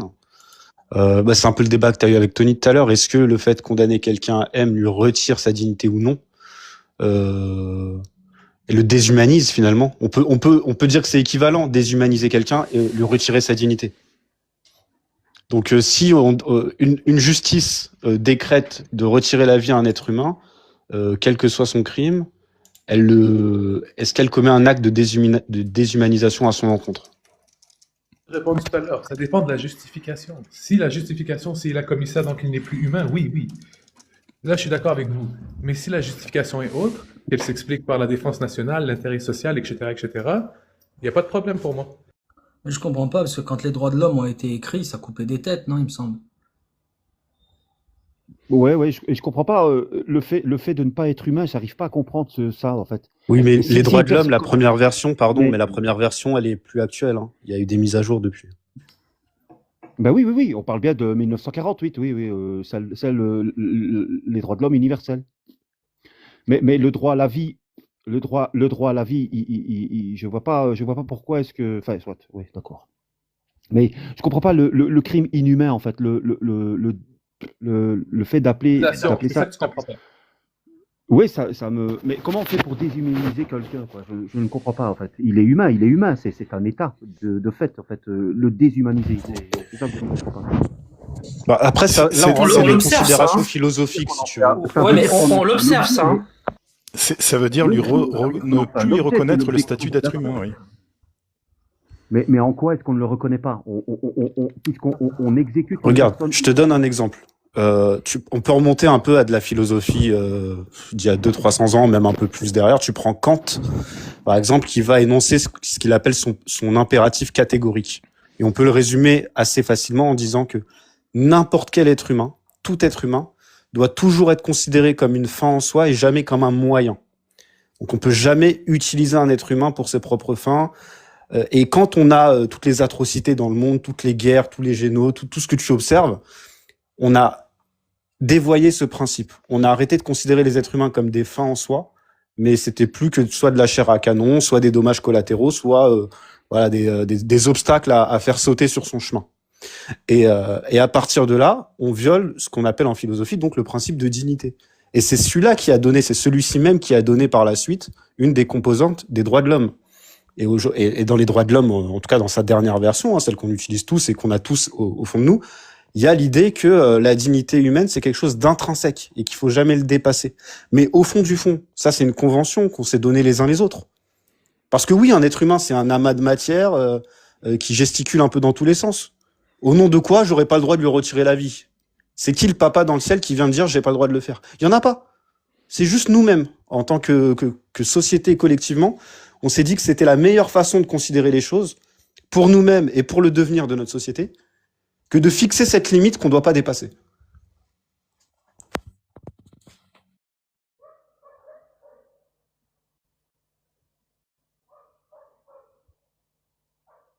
Ah, merci, on a bien fait le tour, non, Helmut? Désolé, je vois vraiment pas le lien en fait.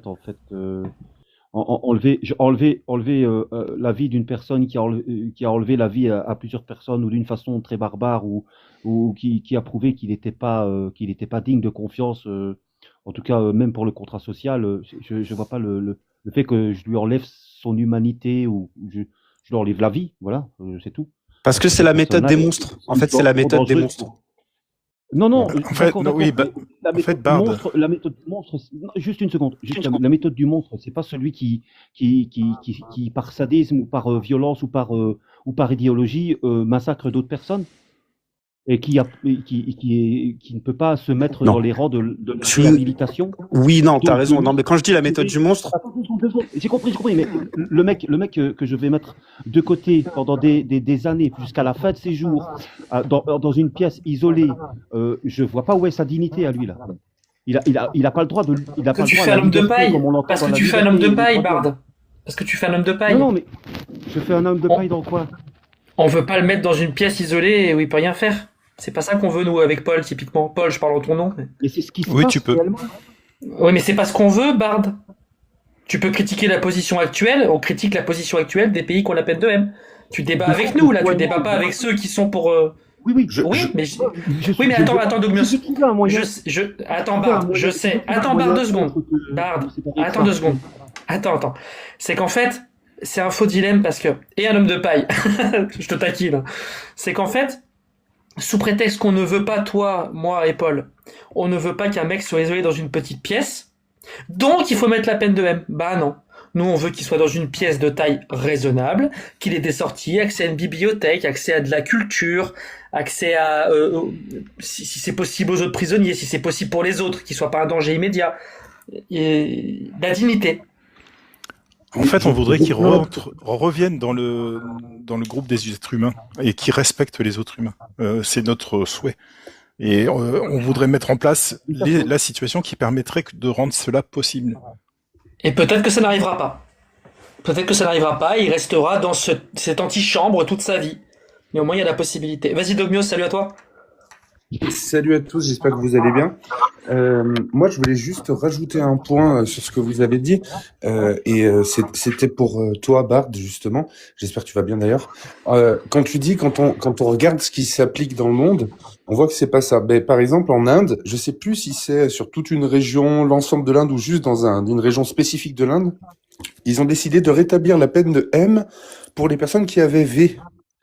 Et dans la réalité, du coup, une fois qu'on met en place ça, ben, qu'est-ce qui s'est passé là-bas?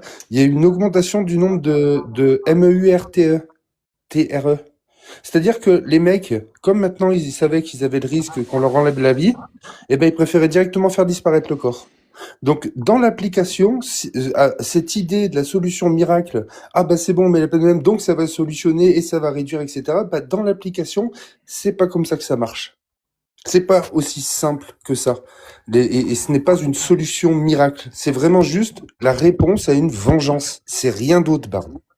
Mais tu vois, Domnios, dans ce cas, on peut tous être d'accord avec toi que c'est dégueulasse, parce que la justification est pas assez forte. Mais dans le cas que Bard parlait, que je parlais, par exemple, la personne qui a commis des actes semblables à celui du Bataclan, est-ce que la peine de mort pourrait être correcte? C'est ça, en fait. Je crois que Bard aussi trouve ça dégueulasse ce qui se passe en Inde. Ben, oui, mais je le sais bien, Choulama, que votre point de vue là-dessus, je sais bien que vous supportez pas ces trucs-là, il n'y a pas de souci.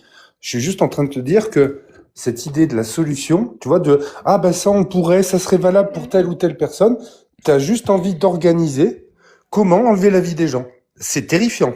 Faut s'en rendre compte, Choulama. C'est terrifiant. Des humains qui s'organisent de sang-froid et dire, ouais, mais ceux-là, on va pouvoir leur enlever la vie. Ouais, ça, c'est acceptable.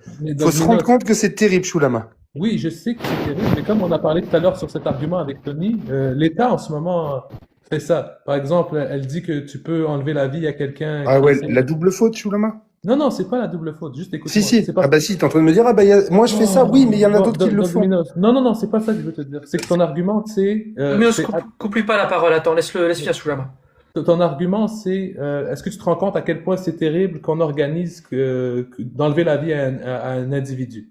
Je te dis oui, je me rends compte que c'est terrible. Seulement, c'est pas le principe de la peine de M qui amène cela. Dans ton État en ce moment, par exemple la France ou le Canada, il est autorisé sous certaines conditions d'enlever la vie à quelqu'un d'autre. Par exemple, quelqu'un vient t'agresser, met ta vie en danger. il Ça n'a faut rien à forcément- voir. Mais comment Ça ça n'a a rien à absolument voir? rien à voir.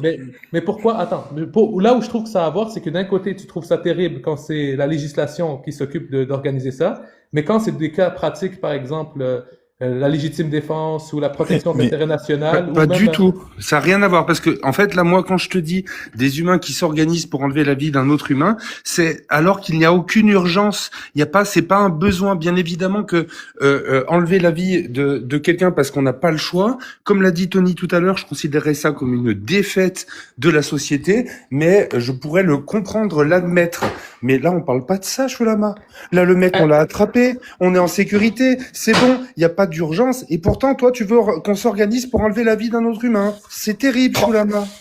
Tranquille, Dogmios, tranquille. Juste 2 secondes, pardon. Helmut, Mina, tu mutes un peu facilement les gens dans les commentaires. Est-ce que tu peux débloquer la voix, s'il te plaît? Et tranquille, Mina, il y a pas de dinguerie dans les commentaires pour l'instant. Tout va bien. Il y a Et c'est juste des pour gens ça, qui sont pas Choulama, d'accord. Choulama, Pardon, c'est les pour gens. ça que je disais tout à l'heure qu'il n'y a pas de légitime défense dans la justice. Quand tu rends un jugement, t'es pas en état de légitime défense. Ça n'existe pas. Allez, je crois que soit je me suis mal exprimé, soit vous me comprenez pas, je vais reformuler le droit à la vie, d'accord? Moi, je parle de ce droit à la vie. C'est que vous dites que dès qu'on commence à organiser comment atteindre à ce droit à la vie, on tombe dans ce qui est terrible ou ce qui est atroce. Moi, je vous demande simplement pourquoi dans certains cas vous êtes d'accord qu'on libelle ou on encadre ce droit à la vie, mais dans d'autres cas, on ne le puisse pas. Là, tu me dis oui, mais la légitime défense. Ça veut dire que tu L'urgence. reconnais. Attends, je L'urgence, termine. Oui, Choulama. vous me dites l'urgence, vous me dites la Oui, légitime le défense. besoin de Donc, défendre une autre vie. Tu vois, oui, vous qu'on dites utilise le la besoin même de- logique. Parfait, C'est très parfait. simple, Choulama. Parfait, attendez, donc vous m'avez nommé On 3 parle de points. l'organisation, pas de l'immédiat. Attends, surtout. Barbe, s'il vous plaît. Barbe, je termine. Ça commence à partir dans tous les sens. Laissez finir Choulama et calmez-vous, tout va bien. Donc, vous m'avez nommé plusieurs points qui pourraient permettre au droit de la vie à être contraint. Moi, je constate, et je suis prêt à débattre par rapport à ça, qu'il n'y a pas seulement 3 facteurs, qu'il y en a plusieurs qui pourraient venir baliser ce droit à la vie. Et je crois que le droit à la vie, s'il est appliqué dans une justice cohérente, avec un respect des droits et libertés de autrui, que la justification ne vient pas déshumaniser la personne, mais justifie le pourquoi quelqu'un qui aurait commis l'acte du Bataclan ben, mériterait qu'on lui enlève la vie. Je vois pas que c'est atroce. Je vois que c'est un système de justice comme celui des États-Unis. Je vois pas l'atrocité parce que je comprends que le droit à la vie, comme tous les droits fondamentaux, peuvent être balisés et contraints. Oui, mais c'est sûr que si tu ignores les arguments qu'on t'amène, je comprends que tu comprennes pas. On est en train de te dire qu'il n'y a pas d'urgence. C'est simple, le cœur du truc est là. Le cœur du truc que tu ne comprends pas, c'est que il n'y a pas d'urgence et que du coup, si des humains, alors qu'il n'y a pas d'urgence, il n'y a pas de raison valable là tout de suite, tu vois, de le faire pour sauvegarder une autre vie, eh ben on le fait pas parce que on sauvegarde la vie des humains. Et si tu vois pas ce qu'il n'y a pas d'attente, ben on t'a tout dit. Les autres te l'ont dit très calmement avec des arguments. Là, je te le dis peut-être avec émotion, mais c'est parce qu'au bout d'un moment, les gars, faut le comprendre. Enlever la vie d'un humain, c'est pas bien. Je sais pas ce qu'il vous faut pour pas comprendre cette pensée qui est ultra basique.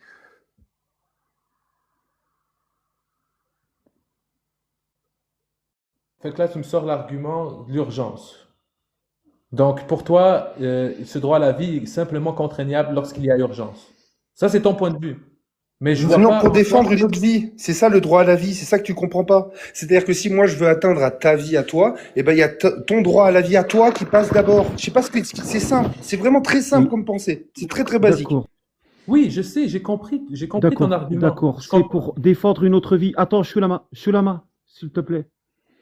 Shulama, si c'est pour défendre une autre vie, ces personnes-là sont des personnes qui ont la récidive, d'accord? Il y a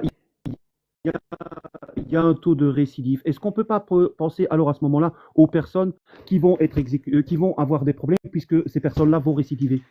On parle de crime là, on parle de. Maintenant, tu veux juger par avance, Bard? Encore mieux. Tu peux te Encore permettre mieux. de dire. Les gens, ils ont pas fait de conneries. On va juger sans qu'ils aient fait de conneries. La légitime défense, Terrible, c'est Bard. précisément. La légitime défense, elle est faite. Attends 2 secondes. La légitime défense, c'est précisément pourquoi elle est là.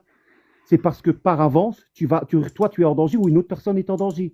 Donc, tu te dois d'agir. C'est ça la légitime défense. Et ça te donne un droit de thé. Si tu es en légitime défense, tu as le droit de le faire. Donc, ça revient au même. Bard, tu parles de récidive. Oui, mais dis-moi. tu veux dire que tu voudrais punir les gens parce qu'il y a un risque de récidive? Oui, la récidive, oui.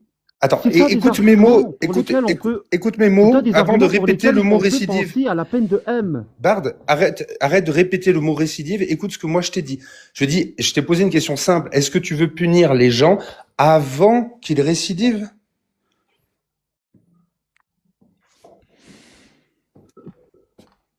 Ce n'est pas une volonté. Tu comprends? C'est pas, j'ai pas Non, mais envie tu de vas faire répondre du à ma mal des question, gens, Bard, ou- à un moment donné, ou je me gratte le cul? Dis-le-moi directement, je me gratte le cul.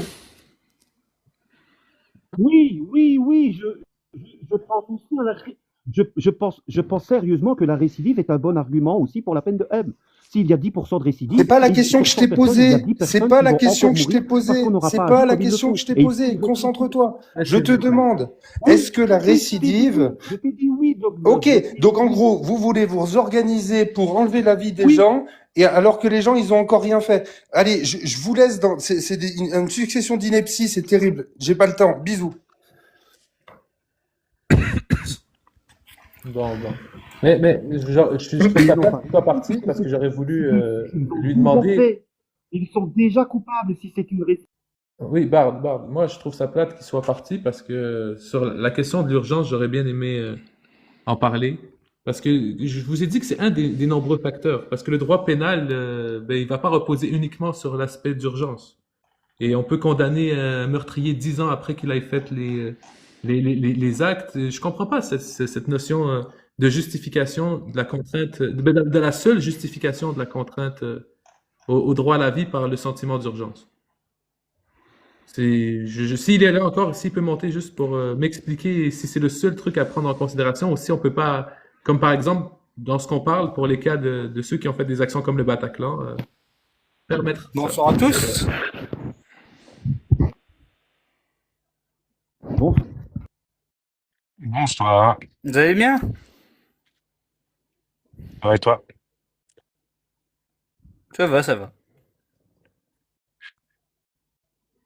Pour les spectateurs qui Ouais. viennent d'arriver, on parlait de peine de M. Peine capitale. Ouais, mais désolé, j'aimerais bien du coup savoir c'est quoi un peu le débat du coup, si je peux me permettre. Ah, Ah, c'est-à-dire, t'as vu de la lumière c'est-à-dire qui montait, toi? la phrase que je viens de dire là, il y a 3 secondes avant de te donner la parole?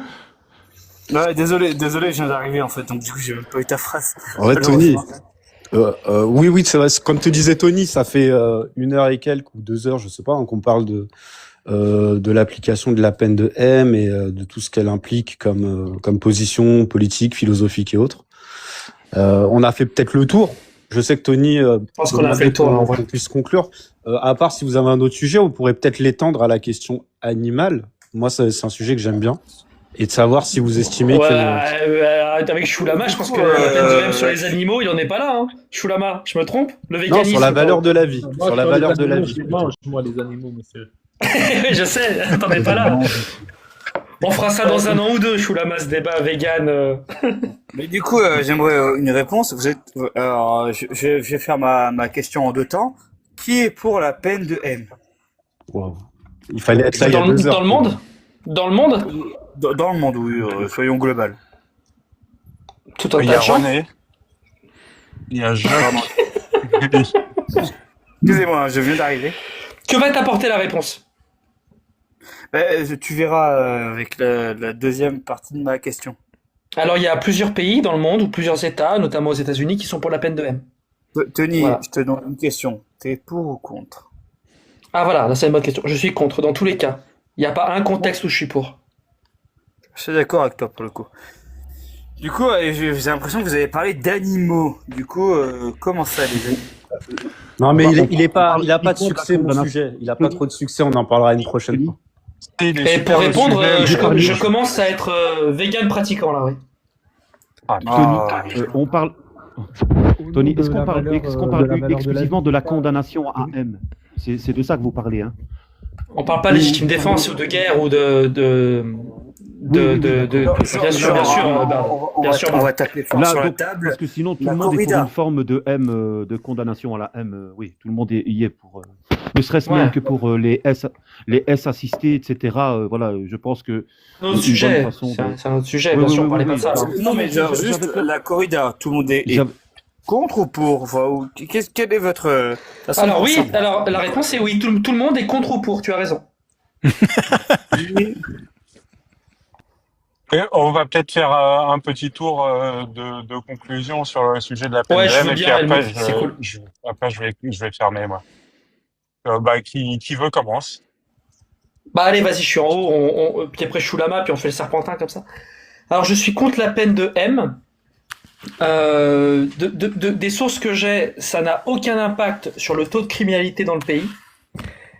A priori, ça a forcément un léger impact sur la récidive, mais ça n'a pas d'impact sur la société par rapport au taux de crime. Ça coûterait plus cher. Et surtout, ça met dans la tête de la société, quelque part, qu'on peut déshumaniser l'autre et que enlever la vie est une solution. Et quand on veut justement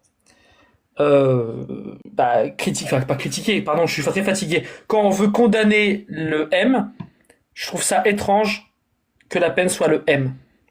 Voilà, pour faire simple et de façon très décousue. Donc, Euh, c'est mon tour. Pour moi, tu es quelqu'un de très intelligent. Ouais, merci beaucoup. C'est le consensus, mais frérot, laisse parler Shulama 2 secondes. Pardon, désolé. Parce que là, on est dans le tour de fin, donc on résume le truc. Moi, je respecte les droits de l'homme, la dignité humaine, mais je pense qu'il y a certaines actions qui sont en totale contradiction avec ce que je pense, ce que je défends et ce que je mets de l'avant. Et que malheureusement, ces actions qui rentrent en contradiction avec le lien social, le lien juridique, peuvent, par moment, après une belle délibération avec un jugement construit, mener à la peine capitale. Je pense que il faut... comment vous dire? C'est un sujet délicat parce que c'est sûr qu'enlever la vie ou restreindre le droit à la vie, c'est pas toujours la meilleure option. Seulement, même si c'est pas souhaitable, pour moi, c'est nécessaire dans certains cas. Ok, donc moi je suis pour les droits humains et le respect des lois et il y a effectivement des actes terribles qui sont commis que l'on pourrait qualifier d'inhumains même s'ils restent de nature humaine Et comme je reste humaniste, je considère, sans pour autant excuser ces actes ou les auteurs de ces actes, que l'on ne peut pas nous-mêmes basculer dans la barbarie en mettant à mort les auteurs de ces actes. Paul, beaucoup plus concis et précis que moi. Je t'en prie. Si tu veux dire un mot. Salut tout le monde, du coup, bah, je viens de débarquer et en même temps j'en profite pour faire la conclusion. Bon, je vais pas pouvoir développer sur tout ce que je pense, mais d'une manière générale, moi je suis plutôt pour éviter ce type de méthode, mais uniquement employée en ultime recours, puisqu'encore une fois, le but d'une prison, d'une institution carcérale en général, c'est d'isoler les gens qui ne correspondent pas aux normes de la société telles qu'on les emploie dans la société civile. Donc on les met à l'écart pour justement bah, déjà les priver de leur liberté, puis aussi les rééduquer.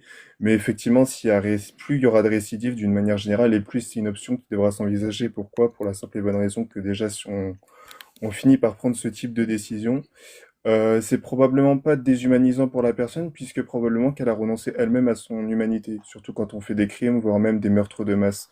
Donc à ce moment-là, je pense que la peine de mort, c'est quelque chose d'adapté. Mais ça sera en ultime recours uniquement pour moi. Bah merci, pareil, super concis. Donc pour l'instant, on a un pour un contre. RZK. Oui, alors moi, bah, c'est vrai que je rejoins beaucoup tout ce qu'a dit Tony.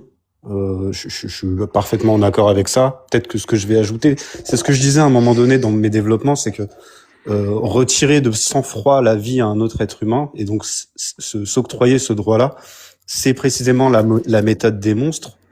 Et bah pour reprendre un peu la formule, je crois, de Nietzsche que Jack Le Fou reprend souvent, quand tu combats un monstre, fais bien attention à pas devenir un monstre toi-même, parce que quand tu regardes au fond des abysses, sache que les abysses regardent également en toi. Merci beaucoup. Yonko, tu veux faire une conclusion un peu rapide? Eh bien, l'actualité maintenant. Non, je rigole. Non, en vrai, pour moi, vous êtes tous beaucoup trop intelligents pour moi. Mais Non, ton avis sur la peine de M. Ton avis sur la peine de M. En vrai, c'est idiot. C'est en gros, tu n'as pas le droit de vie ou de mort sur quelqu'un. T'as pas à dire c'est un taureau. T'as le droit de le buter parce que c'est marrant. Ok, attends. Répète pas 4 fois la même chose. Tu n'as pas le droit de vie ou de mort sur quelqu'un ou sur un animal. Ça marche. Merci beaucoup, mec. Donc on est 4 contre, 2 pour. Attention, Bard, ça va se jouer à toi et à Helmut. Vas-y, Bard.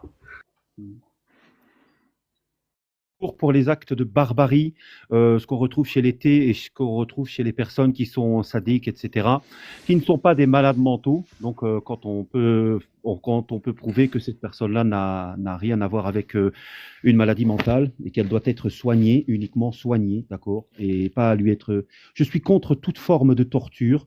Et je ne pense pas qu'on enlève la dignité humaine quand on enlève la vie. Je ne suis pas non plus dans cette forme de vertu ostentatoire qui dit que je serai encore plus humain que ceux qui sont humanistes. Je n'arrive pas à adhérer à ce genre de façon de voir la vie. Du coup, je peux appliquer cette peine parce que pour les ressources, pas pour l'argent, pour le fait que ça coûte trop cher, mais pour les ressources, ces personnes-là qui ont prouvé qu'elles n'étaient pas ce que vous appelez, vous, inhumaines, que je ne comprends pas, mais pour ces personnes-là qui ne peuvent pas rentrer dans le cadre de la réhabilitation. Parce que oui, si on peut réhabiliter quelqu'un, on se doit de le faire, mais prendre le risque d'une récidive est trop importante. Et quand c'est trop important, ça ne vaut pas la peine de continuer pour moi. Voilà. Merci. Merci, Bard. 4 pour, 3 contre. Helmut, le sort du monde est entre tes mains. Je suis contre et comme je l'ai dit en tout début, quasi dogmatiquement, j'estime qu'on ne pourra jamais s'assurer que tous les cas où elle sera appliquée seront légitimes. Une erreur est toujours possible et que dans le cas de la peine de M, il n'y a pas de réparation possible. Moi, vraiment, Shulama, RZK, Paul, enfin, même Bard, le débat était d'une qualité assez géniale. On s'est écouté, c'était trop bien. Et ça fait trop plaisir. Merci vraiment pour le débat, tout le monde. Helmut aussi pour le live. Tu devrais reposter ce débat, je pense, si ça intéresse les gens. C'était intéressant ce qui s'est dit. Oui, là, je suis assez d'accord avec Tony. Bravo. Bravo à vous tous. Bravo à tous. Merci Tony, mais je crois que c'est une petite défaite pour le camp du poids. Nous reviendra. J'aimerais savoir, c'est quoi leurs arguments à eux? Ah, il fallait dire plutôt. Tu écouteras la rediff que Helmut va poster et va voir sa vidéo sur le miracle de la pastille miraculeuse du chien qui a affiché Jésus. Tu comprendras. Alors, merci en tout cas, Helmut, si tu veux fermer. Merci à tous, c'était cool. Bon J'ai après-midi regardé à ta tous. vidéo, Tony, je te tiens au courant. Alors, toi, s'il vous plaît, petite pub, Helmut. Abonnez-vous à Helmut sur YouTube, sur Insta, vraiment. Et sa vidéo sur la pastille de chien, c'est essentiel de la voir. C'est pas une blague. Allez voir ma vidéo hors série numéro 45 qui sort dans 1 heure. Et je m'excuse d'avance pour cette vidéo. C'est le pire débat que j'ai jamais fait de ma vie sur TikTok. Si vous arrivez à aller au bout de la vidéo, je vous envoie une rose. On va tellement teaser. J'ai hâte. En tout cas, Tony, si un jour tu veux faire un débat sur le véganisme, je serais très intéressé à y Ah bah participer. avec plaisir mec. Je suis en train de devenir vegan à 100% là. Est-ce que c'est un C'est pas troll ou facile. Non, je suis pas un troll, j'essaie de devenir vegan à 100%. Non, Et non, Tony, Ah, non. tu m'as perdu complètement là, Choulama. Oh, Avec mon plaisir, Dieu, on se fera ça, ouais. T'es plus dans la Ah non. team steak. Ah non, ça y T-bone. est. Ah, je suis complètement déconstruit de tous les côtés là, Choulama. Merde. Sans additifs ou c'est possible avec juste des légumes ou pas? Oui, non? C'est possible. Sans additif, ça veut dire quoi? Bah, je sais pas, Ah, y a la pas de B12? vitamine B12 ou des trucs comme ça qu'on doit prendre ou c'est possible Si, de oui, faire voilà. ça, Ouais.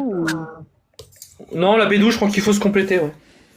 Juste la B12. Ah, ok. Après, maintenant, t'as des laits végétaux où il y a de la B12 dedans, tu vois, avec l'industrie, on peut faire ce qu'on veut. Hein. Ah, ok, ça va. Bah voilà. Bah, Bon, c'est un autre bon débat, courage. Helmut, il veut fermer. Mais ouais, Choulama, on se fera ça. Merci à tous en tout cas. Bon après-midi. Ciao. Ciao.